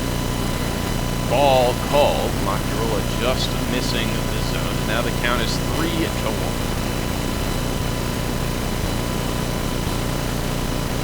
One of the few lefties in this Keene lineup. Smith dances around off second. The pitch is low. And that is just the second walk of the season surrendered by Danny Macchiarola. That turns the lineup over to Braden Horton for the third time today. And remember, back in the third inning, he hit a solo home run to tie this game at 1, and that's where we still are.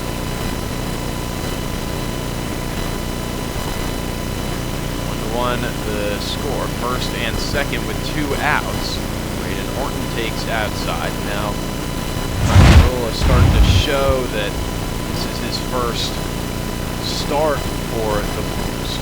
Hey fans, we need you and want to hear from you. Visit survey.necbl.com to complete a brief survey and have a chance to win a $500 Visa gift card or NECBL hat. The survey is live now, so don't wait to have your voice heard and enter for your chance to win. Visit survey.necbl.com. Jonah, what would you do with those $500? Oh, that's a great question. $500? I think I'm sitting behind home plate at Citi Field. Ooh, jeez. I probably would spend it on something sports related as well. 1-0 for Macchiarola, catches the zone. 1-1 to Braden Horton. Horton with runners on first and second. Livermore on first. Smith in scoring position at second base. 1-1 is popped into shallow left field, but foul. 1-2. Braden is homered for the only SwampBats run in this game. The reason this is a 1-to-1 game, again, the Bristol run coming off an RBI double from Dixon Black. That's where we stand in the bottom of the fifth. The 1-2 from Macchiarola way inside. Morton had to jump out of the way. The count is 2-2.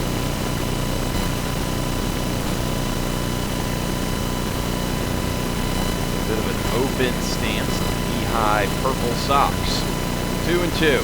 Swing and a miss, strike three. Macchiarola pumps his fist in excitement, and he keeps this at a 1-to-1 ball game after 5 innings between Keene and Bristol.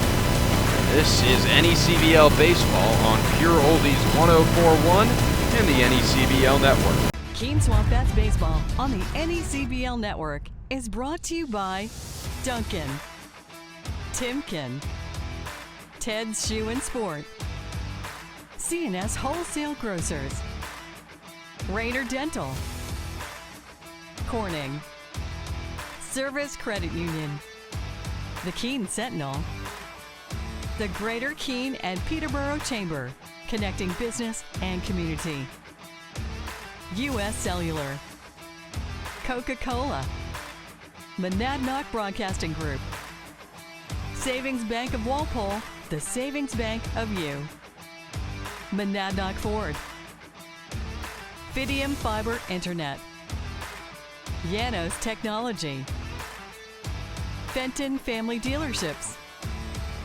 Hertskirt, American House, Fairfield, making memories since 1904, Fraser & Son Furniture, ICU Medical, M&T Bank, Mascoma Bank, True Rest, and by Here in Keene, New Hampshire from Alumni Field, we have a new arm for the SwampBats. It's Brad Edwards Jr. out of LaSalle University. Edwards, a two-way player, 6 feet tall, 187 pounds. Spent 2022 and 2023 with St. Elizabeth University in Morristown, New Jersey. 2023 he hit 379, very impressive numbers, 3 bombs, 35 RBIs. As a pitcher he was 2-4. Looks like he had a 343 batting average against and a 7.93 ERA. It's safe to say he was more effective from the plate than the mound. Nevertheless, he gets the nod here. The first batter he faces is Connor Goodman, the Bristol two-hitter. It's a 1-to-1 game. Bristol leading 5-4 in the hits category. And a fastball is blown by Goodman, 0-1 the count.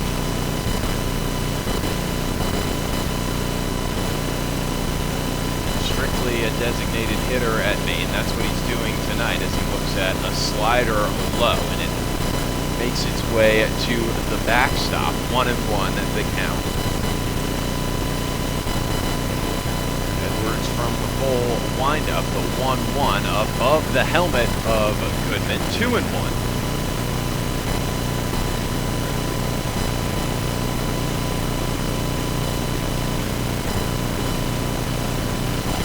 From Edwards, fouled back, 2-2. He's working with the fastball, sinker, cutter, curve, changeup. Good mix from Edwards. Rock back and forth before he delivers the 2-2 from the windup. Low and away, 3-2. Again, as we mentioned last inning, much more competitive at-bats from the Blues here later in the game. We're now into the top of the sixth. That's Gibson the dirt, and Goodman has a walk. His first time on base today after striking out and popping out to the first baseman.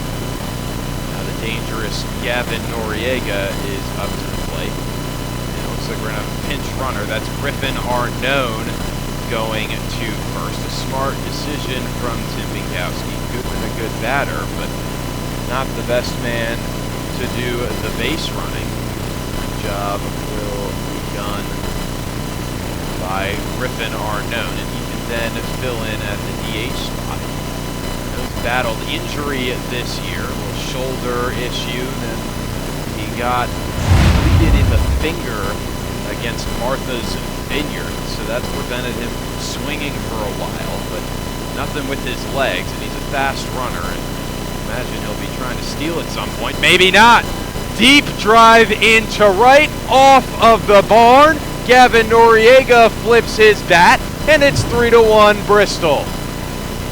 Touch 'em all, Gavin Noriega gave a long stare to that home run, and maybe making his case for why he should be the Blues participant in the home run derby and not Daniel Hussey, although Hussey does have 2 grand slams, which is hard to take away from.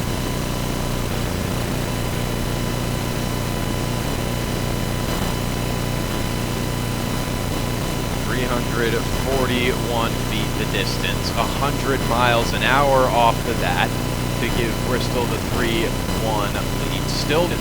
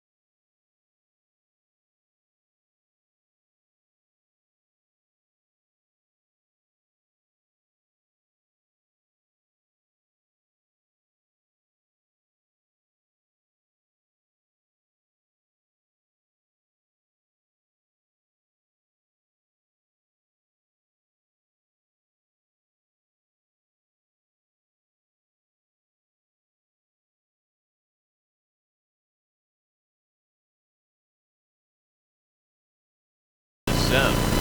3-0 the count to Joe Rios.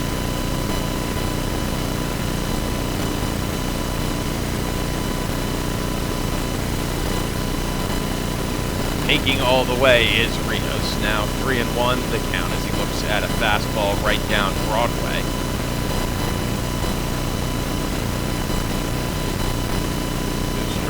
extend this 3-1 Bristol lead. He is going to do so. A line drive into right is down, and it escapes all the way to the wall. It kicks around.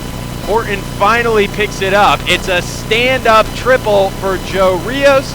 Dixon Black scores 4-1 Bristol.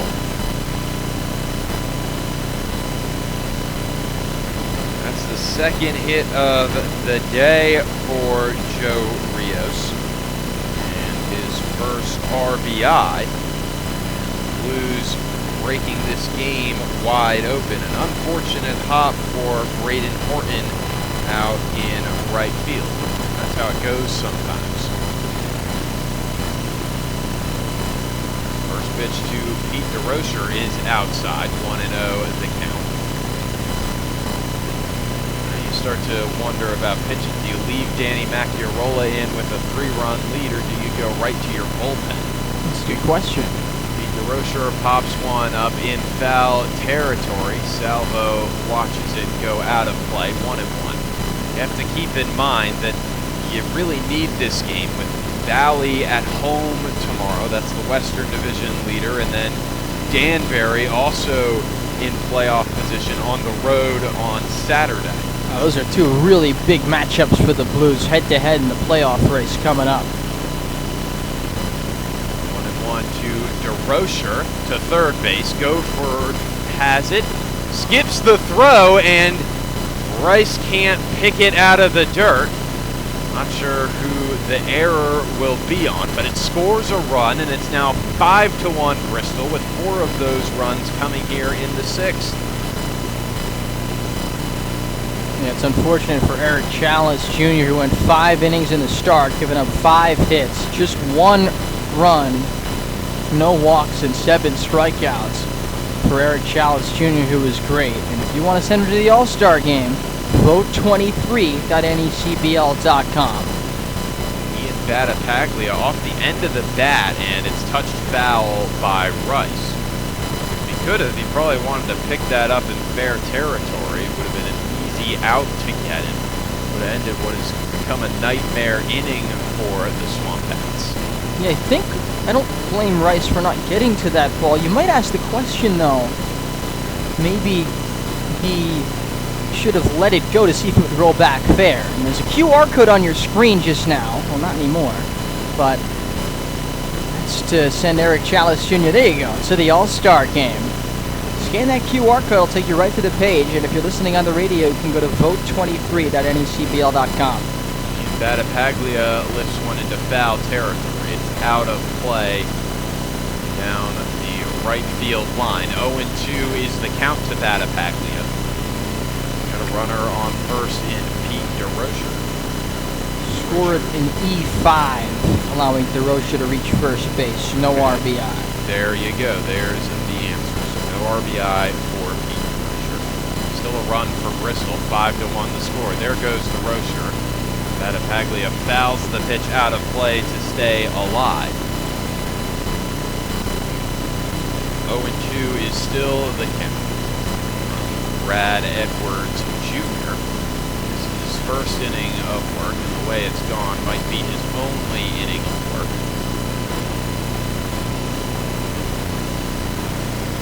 Edwards steps off before delivering another 0-2. It looks like he might have gotten a bug in his eye. Wiped something away. Barely any lead from DeRocher. Battipaglia lines one up the middle. Padilla stabs it out of the air. What a play by the second baseman. He threw to first and got Battipaglia out. Took a base hit away. But the damage done by the Blues. 4 runs in the top of the 6th to make it 5-1 Bristol. And that is the score from Alumni Field in Keene. And this is NECBL Baseball on Pure Oldies 1041 and the NECBL Network. At Keene State College, life is an adventure. You'll forge your path forward. As an owl, you'll take on challenges in the classroom, field, court, or track. Every worthwhile adventure has its share of blood, sweat, and tears. It takes hard work and dedication. No owl flies alone on their journey at Keene State. Teammates, coaches, professors, alumni, and fellow owls are with you along the way. They lift you up as you continue forward. When you're part of Owl Nation, you become the person you truly want to be.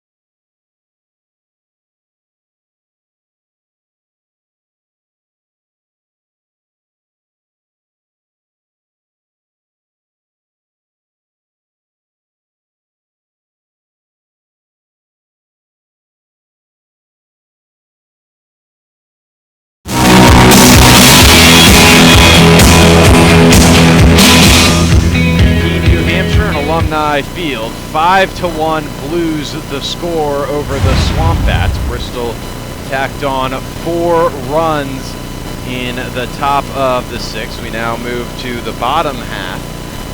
2, 3, 4 due up for the SwampBats. I asked the question, would Danny Macchiarola come back out for the inning? The answer is no. Jaden Waiwoda is the Blues pitcher. 11 appearances, 13 1/3 innings. He deals ball 1 inside to Christian Mercedes. 8 hits, 2 runs allowed, both earned. 5 walks, 8 strikeouts. 1-1 record on the year. The second pitch is a slider taken for strike 1. 1-1 the count. Like Waiwoda has an ERA of 1.35. That's very good. Weak ground ball to short. Battipaglia charges in, throws on the run, and it beats Mercedes by a step. 6-3 the putout. And that's the first out of the bottom of the 6th. And a big out for the Blues, because after you put up a crooked number in the top half of the inning, you want your pitcher to settle in the bottom half and go to work quickly and not make this game any closer than it needs to be. The cliche is they call it the shutdown inning after you take the lead. Greg Bozzo looks at a fastball for strike 1, 0-1 the count.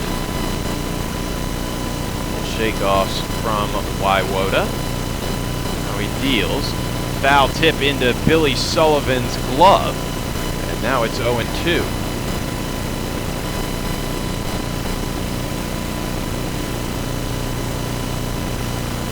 Waiwoda's 0-2. Off speed, and he made Bozzo look foolish on that swing. That's Waiwoda's first strikeout of the night, and it's the second out of the bottom of the 6th. Let's take a look around the out-of-town scoreboard again. Sanford 5, Upper Valley nothing in the 9th inning at Upper Valley. The Nighthawks free fall continues. That's good news for the Blues and for the SwampBats. First pitch to Garrett Rice is going to be a no-doubt home run. He cranked that ball over the left field fence, did Rice. Distance of 387 feet, an exit velo of 98. A no-doubter. Gavin Noriega just turned around and watched it sail well over his head. So that makes this a 5-2 ball game. 5th homer of the season for Rice, his 17th RBI. Nice bat flip there, too. Tossed the bat about halfway toward the SwampBats dugout. He knew that was got off the bat. He makes it 5-2. Yeah, I think we all knew that that was getting out of here. Evan Goforth 0 for 2 on the day, stands in against Waiwoda. Fastball low, 1-0 the count. Continue on with the out-of-town scoreboard. Thanks, Ben. North Shore leads Ocean State 2-0 in the top of the 6th. Those are 2 teams that are chasing the pack in the playoff race. Bottom of the 4th in Valley. Foul ball squirts down the third base line. Sean McKenna fields and throws in. 4-3 Steeplecats. The Blues would be very happy with the Steeplecats if they could snap their 5-game losing streak against the Blue Sox. 4-3 Steeplecats in the fourth. Top of the fourth out of the Vineyard, and the Sharks lead the Gulls 4-2. A little bit of a surprise there. The SwampBats will be at Cardines Field in Newport tomorrow to visit the Gulls. Attendance for tonight's game, a very good crowd on a Thursday evening, 1,525. That is a very good crowd. 1-1 the count to Evan Goforth. That pitch didn't even reach home plate, 2-1. Goforth, as I said, 0 for 2, a ground out to second and a fly out to center. So that was more of a line out to center than a fly out. 3-1 now. Another pitch in the dirt from Waiwota. That's where he's been missing with his fastball. Maybe a little rattled by the Garrett Rice solo shot to left field. 5-2 Blues over the SwampBats in the bottom of the sixth. The 3-1 catches the outer corner. 3-2. Beautiful fastball from Jaden Waiwota. Goforth trying to keep this inning alive. Waiwota's 3-2. Chopped, a high bouncer to short. Battipaglia charges in, throws to Perillo, and that's out number 3. But the SwampBats do get a run back in the form of a Garrett Rice solo home run. 5-2 the score. Blues over SwampBats from Alumni Field in Keene, New Hampshire. And this is NECBL Baseball on Pure Oldies 104.1 and the NECBL Network.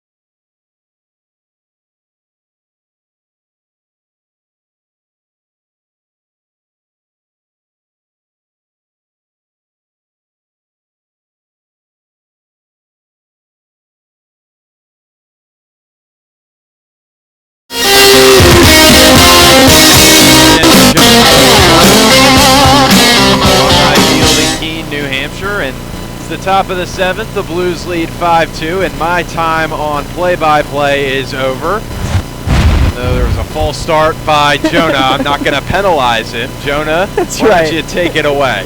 I knew I was going to do that at some point this season. My apologies. My turn. It's the 7th inning here.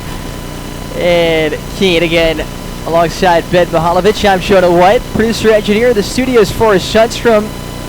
Ryan Hearn is the producer for the NECBL Network, and the director is Stephen Pierce. So the new pitcher for the SwampBats making his debut is Jason Bickford, a left-hander, two-way player, 6', 160 out of Fitchburg State University.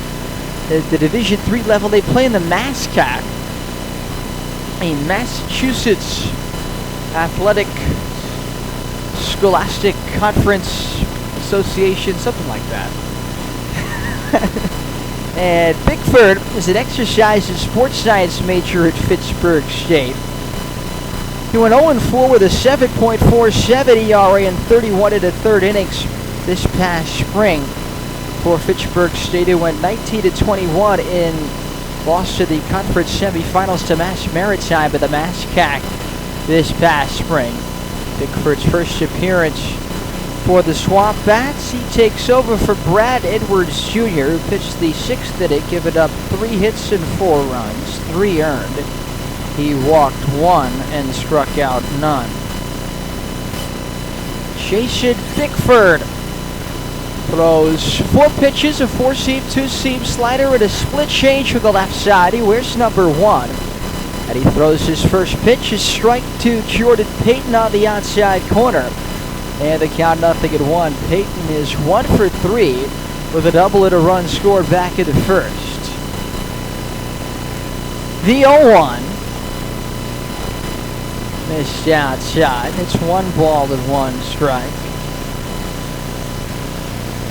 Jason Bickford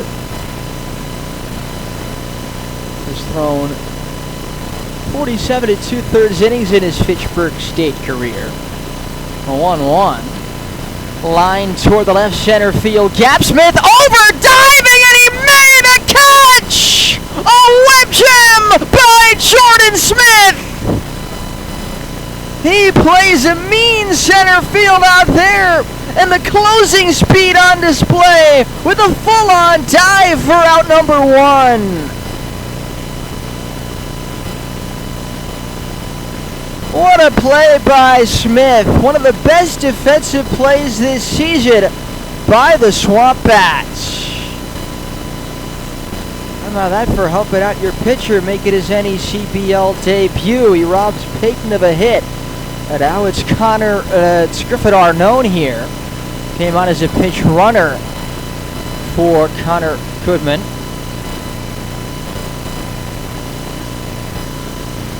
Griffin Arnone was a pinch runner and scored a run back at that 4-run 6th inning, getting his first at bat here in the 7th.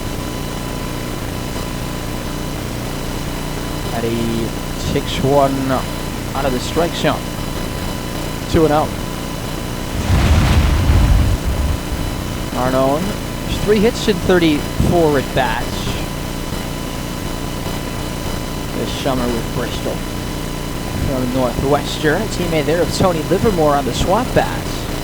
But he takes high from Jason Bickford. 3 balls and no strikes. Bickford, one of the reinforcements the SwampBats have signed.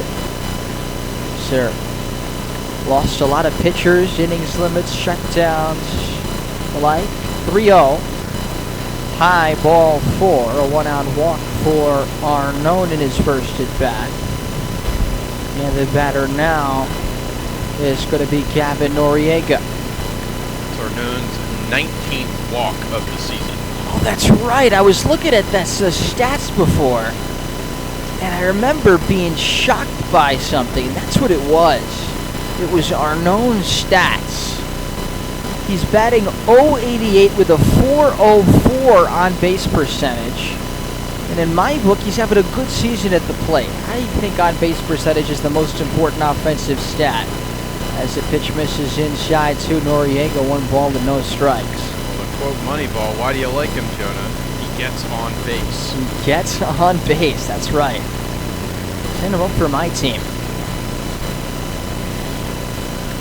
1-0 to Noriega. Outside. I remember I was looking through the stats earlier, and I think I did a double take when I saw that, and I forgot it was him just now. That's pretty remarkable.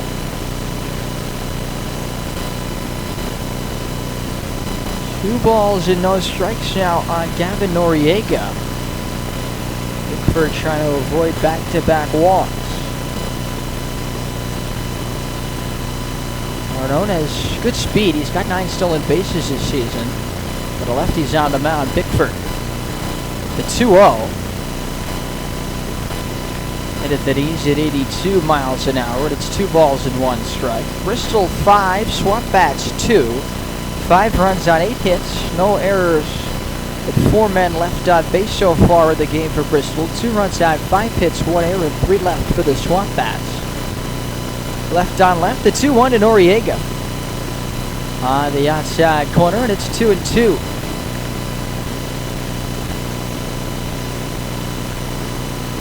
Bickford trying to keep it close after that 4 runs out of the 6th gave Bristol the lead. That's got a run back on a homer by Rice in the bottom half. 2-2 to Noriega. Right leg kick, the pitch. Swing and a miss, strike 3. Fastball high, probably out of the strike zone at 83 miles an hour from Bickford.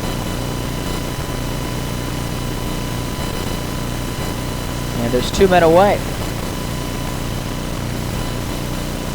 Still 5-2 Bristol. 2 outs and a runner at first base.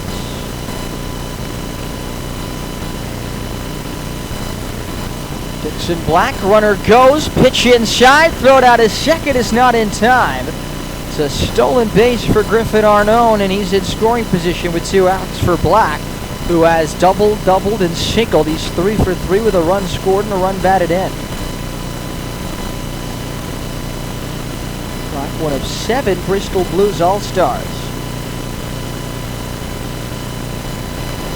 A 1-0 to the third baseman from Wofford, a right-hand hitter.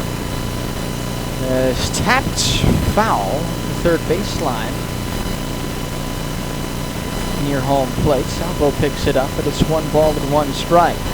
Good awareness by Black just to run it out anyway. You never know what's going to happen. If that ball rolls fair, you don't want to be caught standing in the batter's box. So that would be a pretty easy way to record an out. Always got to run it out if you don't know where it is. Runner at second, 2 outs. 5-2 Bristol at the top of the 7th here at Alumni Field. One of an excellent crowd.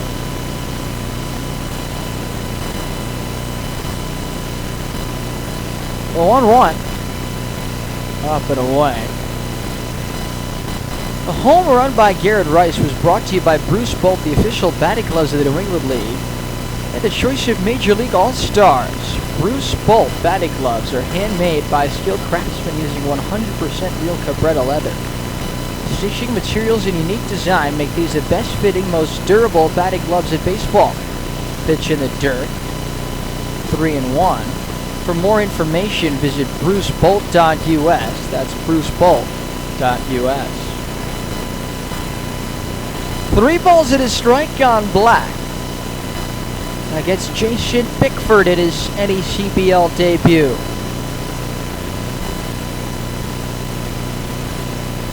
The 3-1 from the Fitchburg State lefty. Up and away, ball 4. So a couple of walks in the inning. And it'll bring up Cal Perillo, who's 0 for 2 with the sacrifices last time. This is a great night for Dixon Black's on base percentage. 4 for 4. Hunter Cooley's going to go out and talk with Jason Bickford.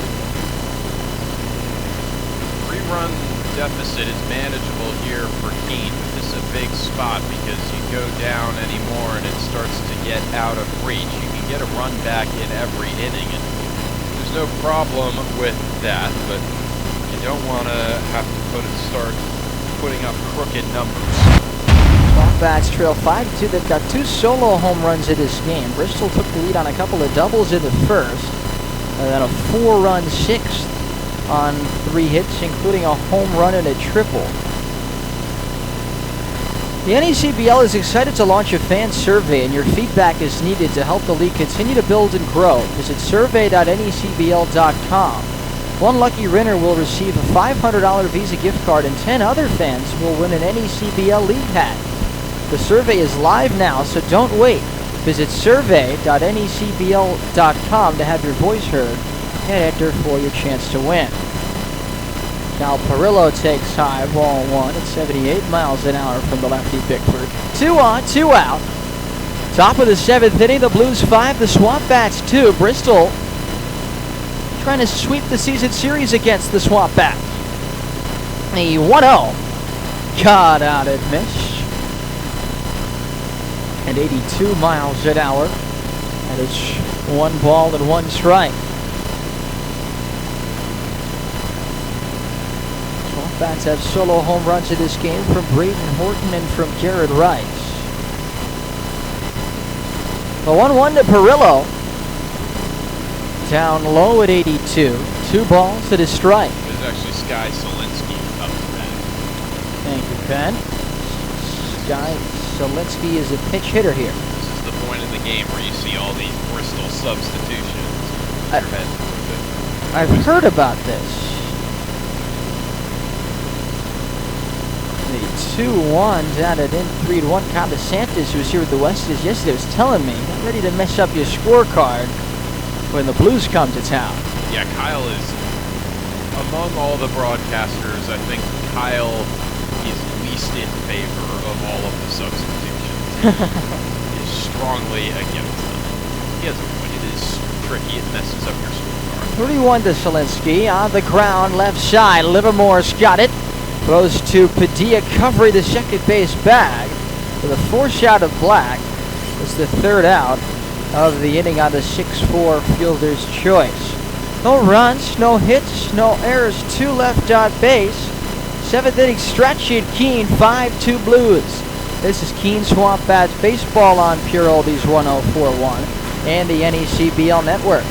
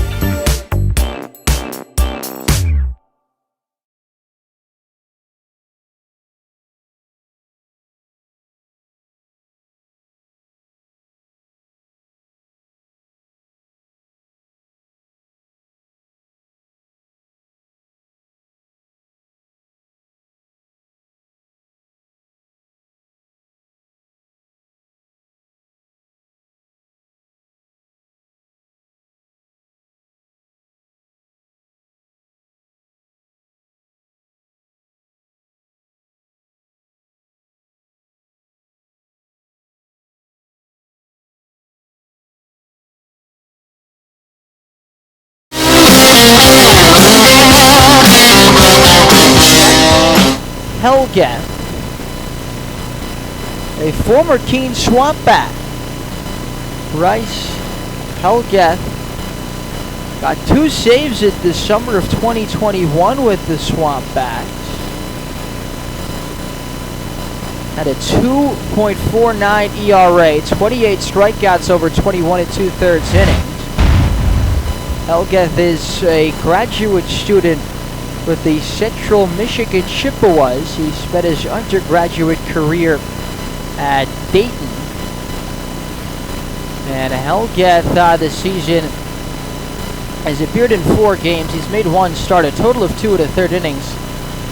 He's been, help me square this circle. He is 0-1 with no runs allowed. Am I missing something? That would be no runs at all? It says... Or no earned? Or no, runs. it says no runs at all. But that could be the ghost runner. yeah, it's gotta be there because you innings. can't. If you to be the losing pitcher, you have to give up the game-winning run. So that's impossible. It could also be a point streak error and a stat-keeping error, which is possible. A frenzied point streak. I do want to note another substitution. Sky Solinsky is now playing left field, and Gavin Noriega moves strike to Brian Padilla, nothing in 1. Bottom of the 7th, 5-2 Blues. Noriega moves to first base. Cal Perillo is out of the game. Next is in for a strike at 89 miles an hour on the outside corner to Brian Padilla, who is 1 for 2. 0-2 the count. Now the pitch. Outside, 1 ball and 2 strikes. Each of the pitching lines are the first 2 pitchers of the game for the Bristol Blues. Here's a 1-2. Caught out and missed strike 3. Got it with a slider at 82. 1 out. So for Macchiarola, 5 innings, 4 hits, 1 run, 1 walk, and 6 strikeouts. For Waiwoda, 1 inning, 1 hit, 1 run, no walks, and 1 strikeout. And that was Helgeth. The righty wears number 38. from Tower Lakes, Illinois. Jordan Smith, it's a ground ball to the left side. Coming up with it is Black, the third baseman. A long throw across is in time for the check it out. That'll bring up Joseph Salvo, who was robbed of a hit by Black his last time up. Tower Lakes, Illinois. That sounds like a place out of a J.R.R. Tolkien novel. Really? Tower Lakes? I don't know. Yeah, Cool name I for guess. a town. It could play. Salvo takes a strike, and it's 0-1.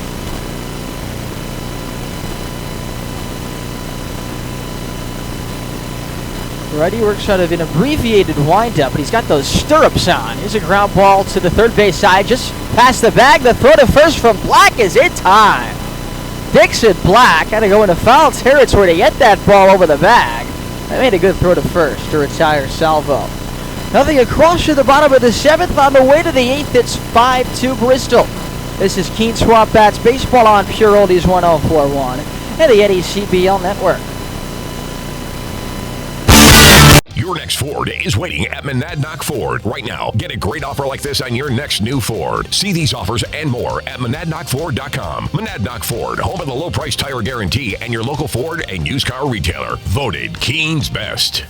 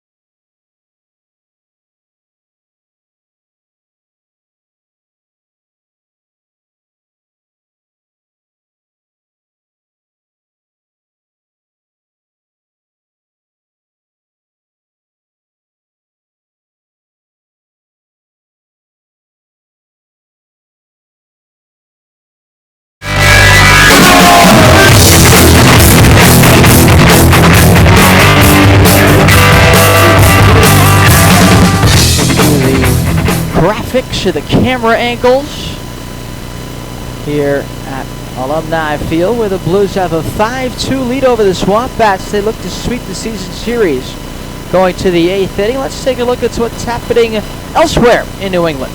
Well, good news for the Blues. Sanford in Upper Valley has gone final. A 5-0 Mainers victory over the Nighthawks. The North Shore Navigators looking to claw their way back into the playoff picture, lead the Ocean State Waves 2-0 in the top of the 7th inning. Bottom 5 between North Adams and Valley. Valley has tied that game at 4-all, and that's the same scoreline in the top of the 5th between Newport and Martha's Vineyard again. Newport has already clinched a playoff spot, the Vineyard well on the outside looking in. So the SwampBats just now have gained a half game in the playoff race. The Upper Valley Nighthawks, with their loss to Sanford, dropping to 16 and 17. Billy Sullivan, Joe Rios, and Pete DeRocher 6, 7, and 8 for the Blues in the 8th as they lead the SwampBats 5-2. Jason Bickford still on the mound. He deals high and away to the right-hand batter. 1 ball and no strikes.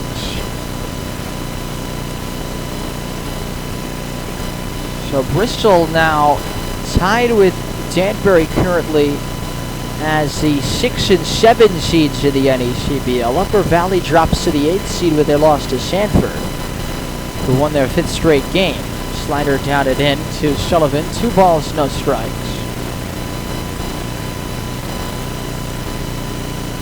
SwampBats are now 5 games behind the Nighthawks in the playoff race. Pitch outside, and it's 3-0 the count on Billy Sullivan.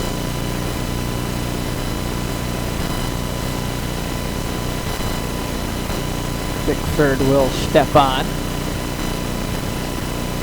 Look in and bring the hands together. The lefty working from the third base side of the rubber.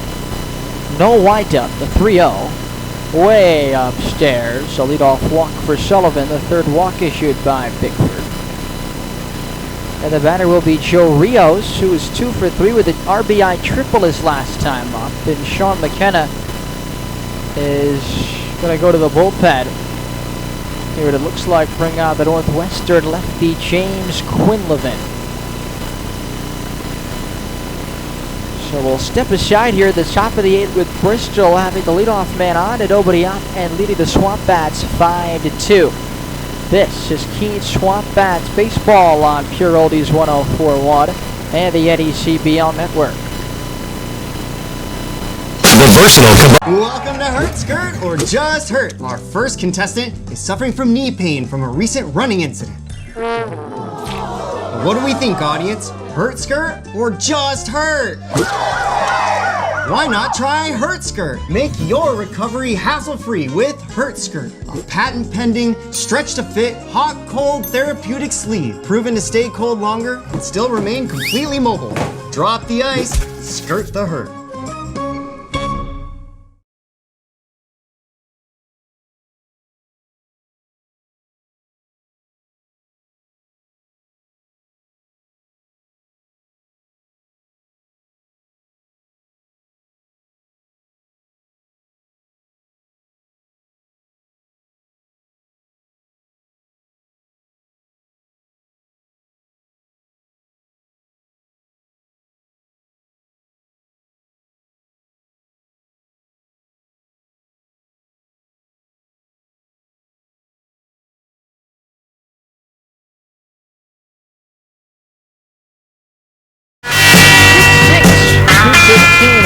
Left-hander from Medway, Massachusetts. Senior at Northeastern University. His 5th outing of the season for Quinlivan. No record in ERA is 7.71 for the hard-throwing tall lefty.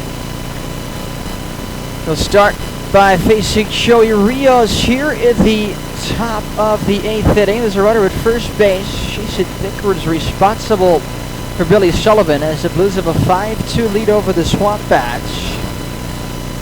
Here in the 8th inning. Whether you're an island resident or just planning a summer getaway, the fastest way to get to the Cape and Islands is by taking the New England League's preferred partner, Steamship Authority Ferry. Visit steamshipauthority.com for more information.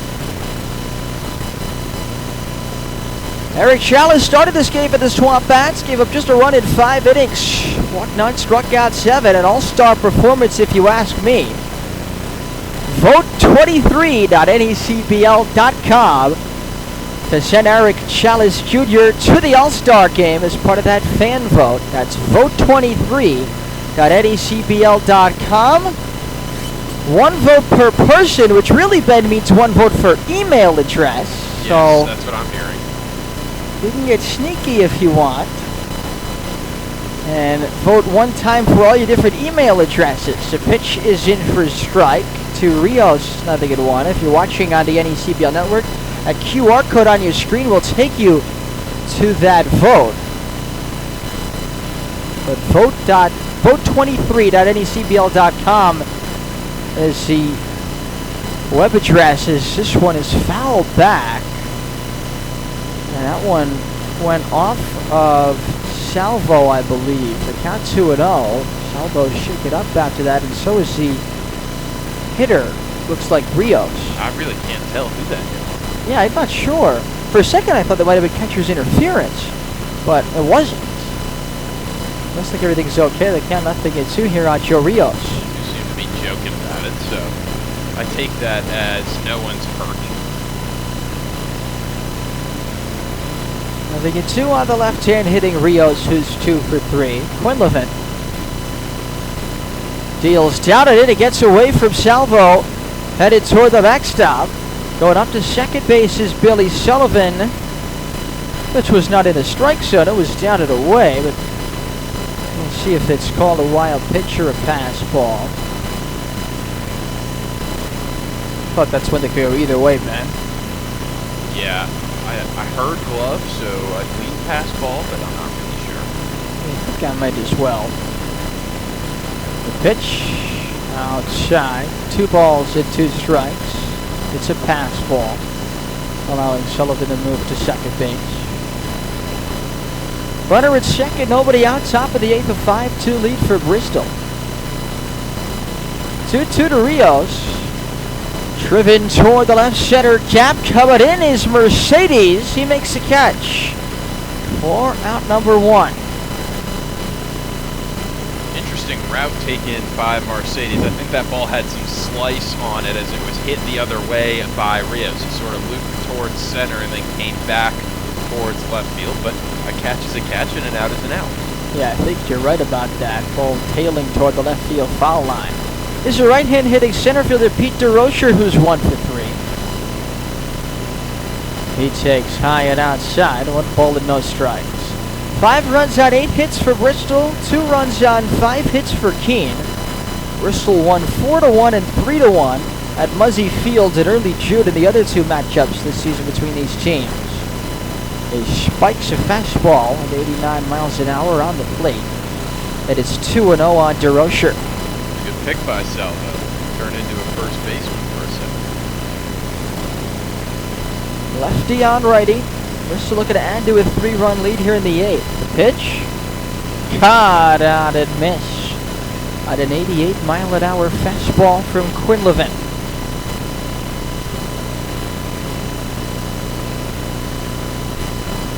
(5-2) Bristol. For the 8th inning. Only 2 more home games after this for the SwampBats. The 2-1. Popped up behind home plate. Salvo back with the mask in his hand. Casey O'Brien never got out of the way. Come on, coach. Sean McKenna got out of the way. You see the SwampBats dugout. Sean McKenna got out of the way. Casey O'Brien didn't. What are we doing?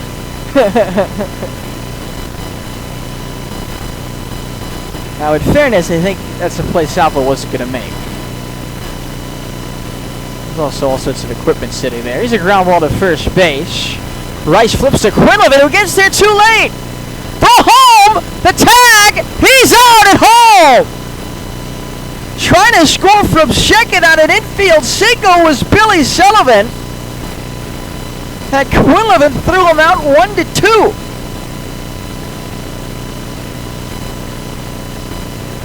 So there should be an infield single for DeRocher, and Sullivan thrown out 1-2. That was maybe a little greedy from the Blues. If that's Jordan Payton on second, or even Pete DeRocher, maybe Griffin Arnone, then I'd send them. But anyone outside of those 3, it's getting tricky. Here's Battipaglia, the 9-hitter. He fouls one back, and it's nothing in 1. I joke with about Casey O'Brien there on that foul ball. Where the coaches hit it is actually out of play. It's marked out of play by a chalk line, so there was no chance for Salvo to make that play. Unless he would have taken a header toward the grandstand, which would not have been advised. As the pitch misses low, and it's 1-1. 5-2 Bristol, 1 on, 2 outs in the 8th. Battipaglia is 0 for 3. There's 2 more home games for the SwampBats this season. That'll be July 27th and July 28th, next Thursday and Friday here at Alumni Field. And both of those games you'll want to be at if you're in Keene or the surrounding area. The 1-1 tipped into the mid of Salvo, it's 1-2. Thursday the 27th is an exciting night because it's sponsored by Monadnock Broadcasting Group. Good folks at the radio station. The 1-2. In there! Strike 3 called. He got it with a 90-mile-an-hour fastball on the outside corner. And it's a scoreless 8th inning for James Quinlivan. July 28th will feature the postponed celebrations from Independence Eve, so there will be a lot going on in the home finale for the SwampBats in the regular season next Thursday. In the 8th inning for the Blues, no runs on 1 hit and 1 left. We go to the bottom of the 8th. It's 5-2 Bristol. This is Keene SwampBats baseball on Pure Oldies 104.1 and the NECBL network. Curious about the awesome talent Kelly has? Well, here are some robotics specialists. This group works in telecom on 5G. They work on autonomous vehicles. Those are education professionals. Oh, and system analysts, contact center reps, biologists. There's data scientists, substitute teachers, mechanical engineers, not to mention people who work on-site and off-site. Kelly's got top talent in specialized and emerging skill sets, ready to help your business prepare for what's next.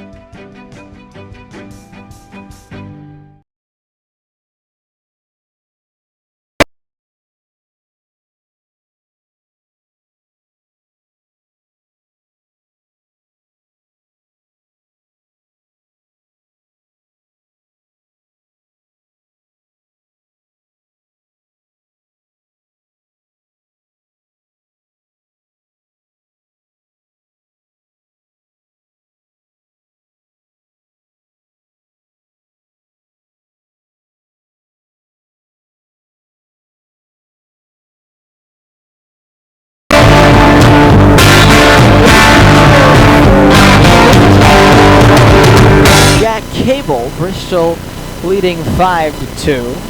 Cable will face Livermore, Horton, and Mercedes 9-1 and 2 in the SwampBats batting order. And Jack Cable on the only one appearance. He's a new guy. Threw an inning, didn't give up a hit, no runs, no walks, 2 strikeouts. Zeros across the board the rest of the way. So it was a good first outing, but now you've got to back it up if you're Cable. And 1 of 2 Blues lefty relievers, so he'll be used a lot down the stretch, especially in big spots to get outs against some big lefty hitters in the NECBL. Livermore, as single, he was thrown out at second, though, trying to stretch it into a double, and walked. The all-star from Northwestern, 9-1 and 2 here for the SwampBats as they trail 5-2 in the bottom of the 8th. Bryce Helgeth pitched the scoreless 7th, retiring the SwampBats 1-2-3 with 1 strikeout. Left on left here, Cable throws a strike at 88 miles an hour with a fastball just above the knees. It is 0-1. So we get next Thursday the penultimate home game of the regular season, 1-0. Breaking ball inside, 1-1. Sponsored by the Monadnock Broadcasting Group. It's sure to be an exciting night here at Alumni Field. The 1-1 on the ground up the first base line. Tough play for the pitcher Helgeth, who tosses it into right field. Oh boy, he did not look comfortable at all fielding that ball. Not sure I've ever seen a pitcher look less comfortable trying to make a play. It's a tough play for Cable because he's a lefty. You have to field it and then turn around and maybe stumbled, tripped over his feet a little bit, and with Livermore's speed down the line, that threw him off as well. And really didn't have a chance at making that play. Even if the throw is online, I still think Livermore probably beats it out. But I think that's credited as the one. Let's see, I haven't put the error up on the board, and it looks like it's going to go down as an infield single for Livermore. Strike on the outside edge to Braden Horton. Also just seeing that Jeff Nickel is in as the catcher. So Nickel in for Sullivan doing the catching now. There's a strike. It is 0-2 on Horton, who's 1 for 3 with a homer back in the 3rd inning to get the SwampBats on the board.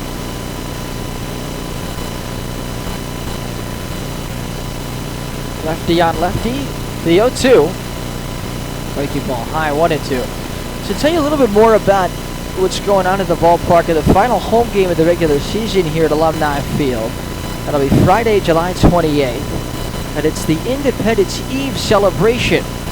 The 1-2, caught out and missed at a breaking ball. Horton is down on strikes, 1 away, 1 on. 5-2 Blues here in the bottom of the 8th, and the batter is Christian Mercedes.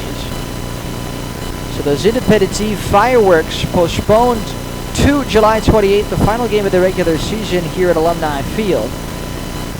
It'll be sponsored by Service Credit Union, Monadnock Ford, Janos, and Rainer Dental, featuring tons of giveaways. Mercedes hits a ground ball to the right side, fielded by the second baseman Peyton. The bat of Paglia for 1 on the first, and pulling Noriega off the bag is the throw for Battipaglia. So it's a fielder's choice, 4-6. Nice play there by Jordan Payton at second base. Livermore is forced out. Mercedes now the runner at first for Bonzo, who's 0 for 3. Tons of giveaways on that game next Thursday night.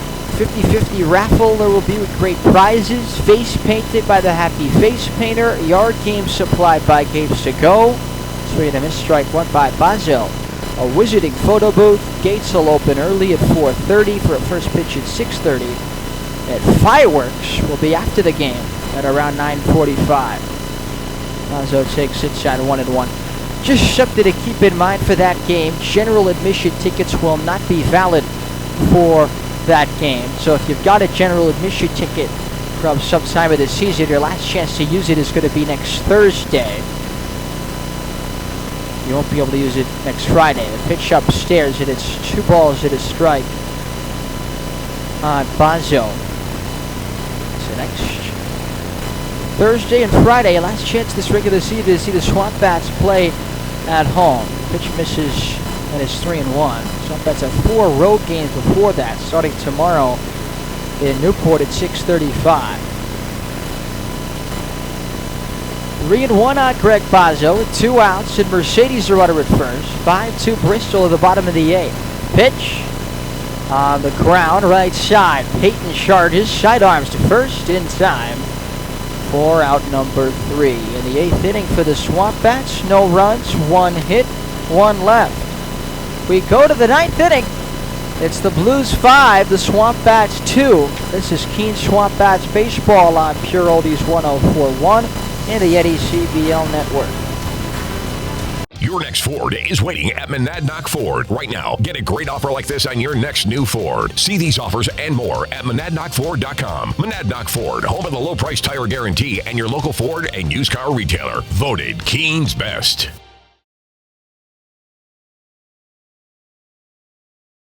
At Keene State.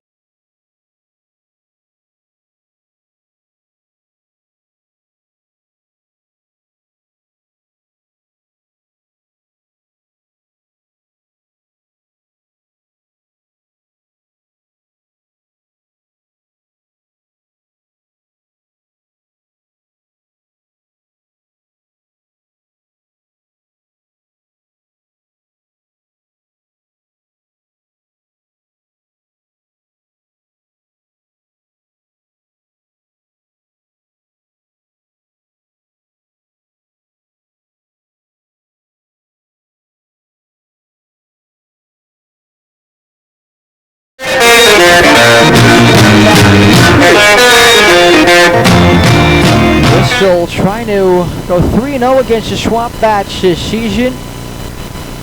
James Quinlevitt pitched his scoreless 8th. He's back on for the 9th. Jason Bickford went an inning.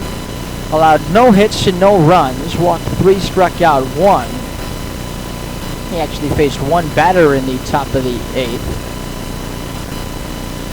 It'll be the top of the order for Bristol in the top of the 9th. Jordan Payton, Connor Griffith Arnone rather, and then Gavin Noriega, starting with Payton, who's 1 for 4 with a double. He takes inside, 1 ball and no strikes. Ben, let's talk about the out-of-town scores. As you said, Valley defeated Mystic 7-6 today already. Foul back. And Sanford has already taken down Upper Valley 5-0.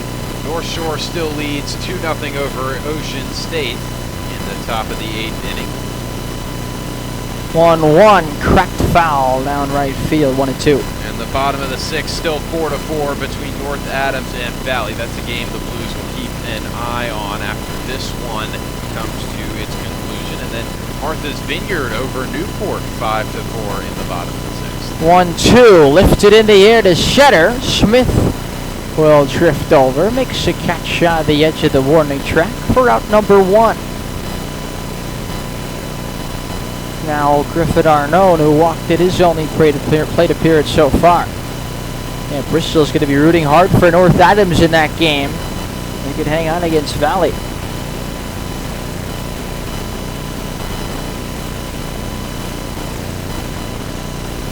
If North Adams win and Bristol hangs on here, it's swung on and missed. And it's nothing in one with Danbury off today. The Blues would move into sole possession of first place the win percentage in the West Division. Swung on and missed nothing at 2. Bristol would be 16-15-3. Valley would be 18-17-1. So they'd be effectively tied for first. Line drive, base hit going into center field. Smith thought about trying to catch that, but instead played it on a short hop. Wouldn't have been able to make the play.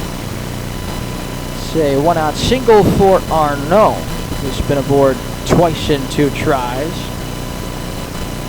And now it'll be Gavin Noriega, who is 1 for 4, with his 3rd homer and 26th RBI of the season earlier in this game. 26th to 27th RBIs. It was a 2-run homer off Brad Edwards Jr. in the 4-run 6th inning for Bristol. Is a pop-up behind the plate. Salvo near us. Thud. Off the roof of the press box. Yeah, I was wondering how we would tell if he made the catch. It was our angle's kind of blocked, and then I heard a thud. Yeah, I've actually really gotten used to this press box vantage point. It's probably strange for you, Ben, calling a game from here, the third base side, but I really enjoy this broadcast vantage point. It's unique, right above the visitors' dugout. It's a great view of the infield. Here's a high fly ball, left center field. Smith, the center fielder, over, makes a catch in front of the track for out number 2. Arnaud retreats to first, 2 men away. There's Dixon Black. Be the last chance for the SwampBats to retire Black today. He's 3 for 3 with a walk. Looking ahead to the bottom of the 9th, SwampBats will have Garrett Rice, Evan Goforth, and Brian Padilla due up. Bristol has 6 saves this season. It'll be a safe situation unless they score here. At the top of the 9th, Black takes low, 1-0. 5-2 Blues, top of the 9th. 2 outs and a runner at first base. Brent Francisco has 3 saves. Phillips has 2 saves. And Tolis has 1 save for the Blues. So we'll see who it is at the bottom of the 9th as that pitch misses. It is 2-0. On Dixon Black. Couple of big games coming up after this for Bristol in the West Division. The 2-0 fouled off Salvo at the plate. That is 2 balls and 1 strike.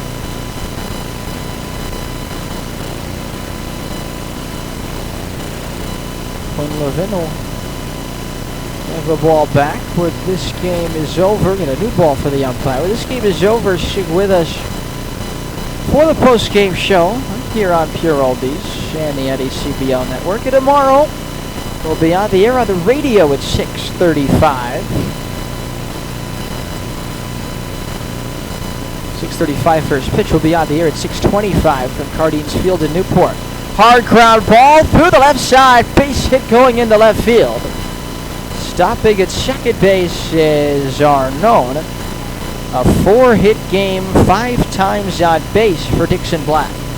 Blues dugout is being very supportive of Dixon Black sure right are. now, screaming out, unbelievable, and he's so good. So here's Sky Solinsky, a left fielder, grounded out as a pinch hitter his first time into a fielder's choice. 2-1 and 2 out in the top of the 9th, looking to add to a 5-2 Bristol lead. It's outside, 1-0. Bristol took the lead on a couple doubles in the first. SwampBats got a run back at the bottom of the 3rd on a Braden Horton solo home run to make it 1-1. On the inside corner, strike 1. Both teams got good starts. Eric Chalmers Jr. for the SwampBats, Danny Macchiarola both going 5 innings, allowing just 1 run. But Bristol scored 4 runs at the top of the 3rd, highlighted by a Gavin Noriega home run of the 2-run variety. As the pitch misses down and away, it's 2-1. And a Joe Rios RBI triple.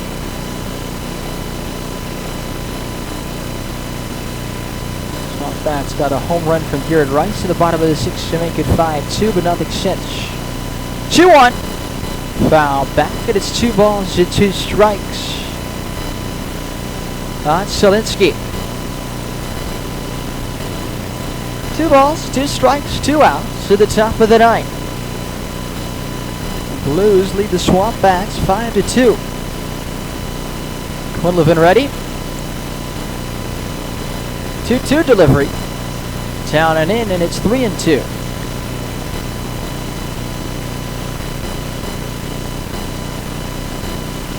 Jeff Nickel, a catcher, the new catcher, waits on deck. 3-2, 2 outs. It'll be a head start for Arnold at second and Black at first. And there they go. The pitch swung out at mid-strike 3. Got it with a fastball down below the zone. 2 scoreless innings for James Quinlivan. In the 9th, no runs, 2 hits, and 2 left. Quinlivan keeps the SwampBats in the game. They've got a chance, down 5-2 as we go to the bottom of the 9th. This is Keene SwampBats baseball on Pure Oldies 104.1 and the NECBL network. At Keene State College, life is an adventure. You'll forge your path forward. As an owl, you'll take on challenges in the classroom, field, court, or track.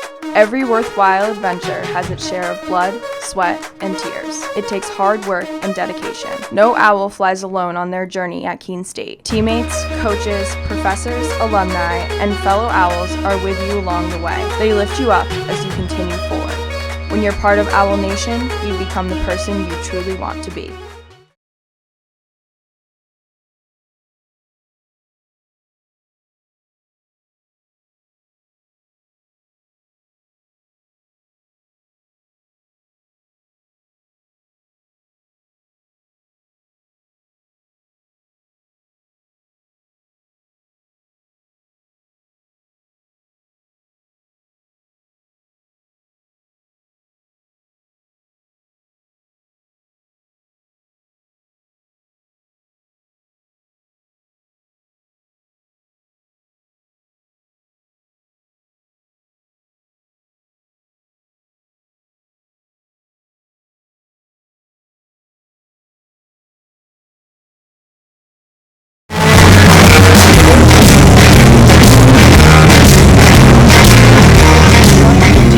The middle of the order against the closer for the Blues, Brent Francisco.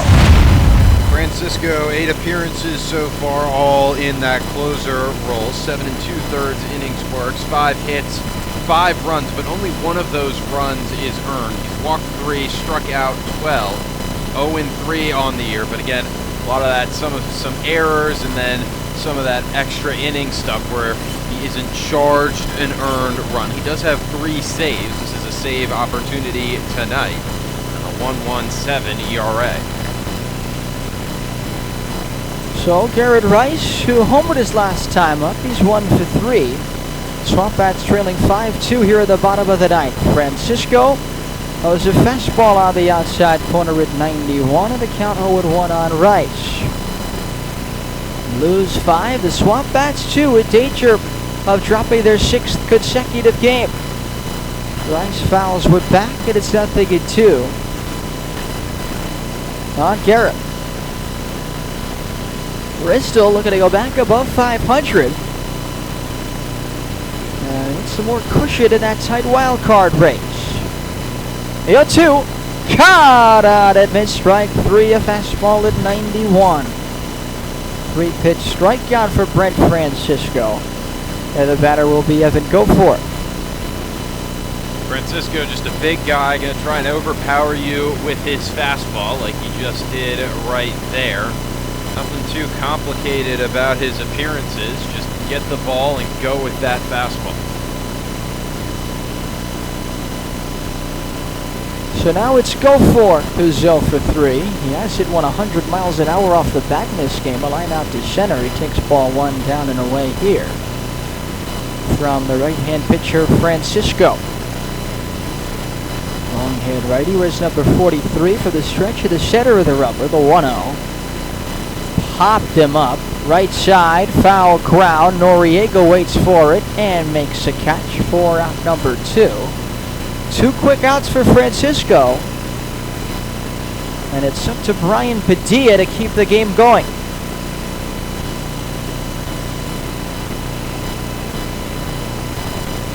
Bristol looking to ride a 4-run 6th inning to a win over the SwampBats. 2 outs, nobody on, 5-2 Blues. Bottom of the 9th, Brian Padilla is 1 for 3. He takes a breaking ball for a strike on the inside corner at 83 miles an hour.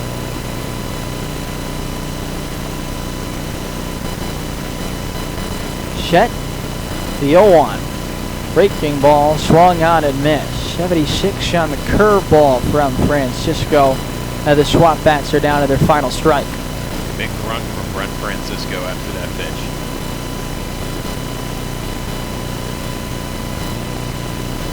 The 0-2 with 2 outs of the 9th inning. Taken. Strike 3 called. 92.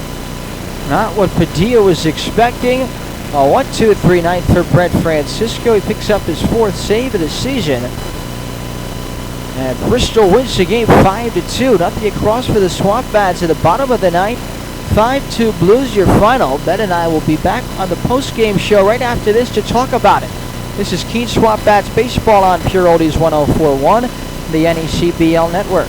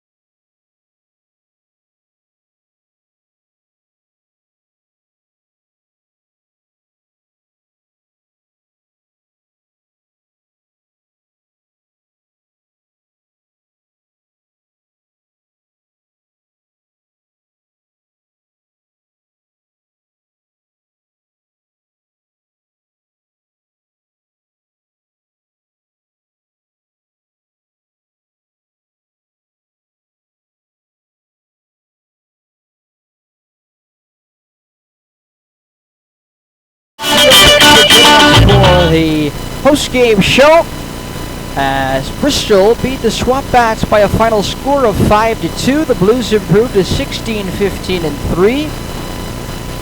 The SwampBats dropped to 12-24. Here to take you through the game recap is Ben. Well, thank you, Jonah. The Blues got it started early. A double off of the bat of Jordan Payton on just the 2nd pitch of the game. Put a runner in scoring position. 2 quick outs, but then Dixon Black doubled him in. An RBI double off the bat of Dixon Black was one of 2 doubles for Black and one of 4 hits on the night. The SwampBats answered in the 3rd inning. A solo shot from Braden Horton got the run back and tied the game. It stayed tied up until the 6th inning, where an explosion for the Blues offense. It started with a leadoff walk from Connor Goodman. Gavin Noriega then hit a 2-run home run, an absolute no-doubter to make it 3-1. That was followed up with a single by Dixon Black, then 2 outs, and Joe Rios made sure Black scored an RBI triple. Rios came around on an E5 from Evan Goforth. Pete DeRocher, the beneficiary of that E5. No RBI, though, to DeRocher. That made it 5-1. That was all the scoring the Blues would need. There was a solo home run from Garrett Rice in the bottom of the 6th inning, and that was the last of the scoring to make it 5-2. Blues relief pitchers did a very solid job tonight. It was Bryce Helge, then Jack Cable, and finally Brent Francisco to slam the door shut and earn the save. Win tonight, I believe, goes to Danny Macchiarola because he wasn't officially out of the game, although he did not throw the bottom of the 6th. So Macchiarola gets the win in his first start as a Blue. The loss goes to Brad Edwards Jr. He was the one who pitched in the 6th inning and gave up those 4 runs, 3 of them earned, 1 unearned, and then, as mentioned, Brent Francisco came in to close the door. He gets the save, his 4th of the year, and that was highlighted by 2 strikeouts, his 13th and 14th. Thank you very much, Ben. Let's take one last look around the out-of-town scoreboard in the NECBL in a moment. Again, a couple of games finished up already earlier today. It was Valley walking off Mystic in the completion of a suspended game, 7-6. The final there. We had Sanford beating Upper Valley as a final when we checked the last time. Yep, 5-0 the score there. Now in the top of the 8th, North Shore has piled the runs on Ocean State at Old Mountain Road. The visiting Navigators leading 7-0 in the top of the 8th. Still 4-4 between North Adams and Valley, and that's the game the Blues are going to follow on the way home. That game's in the top of the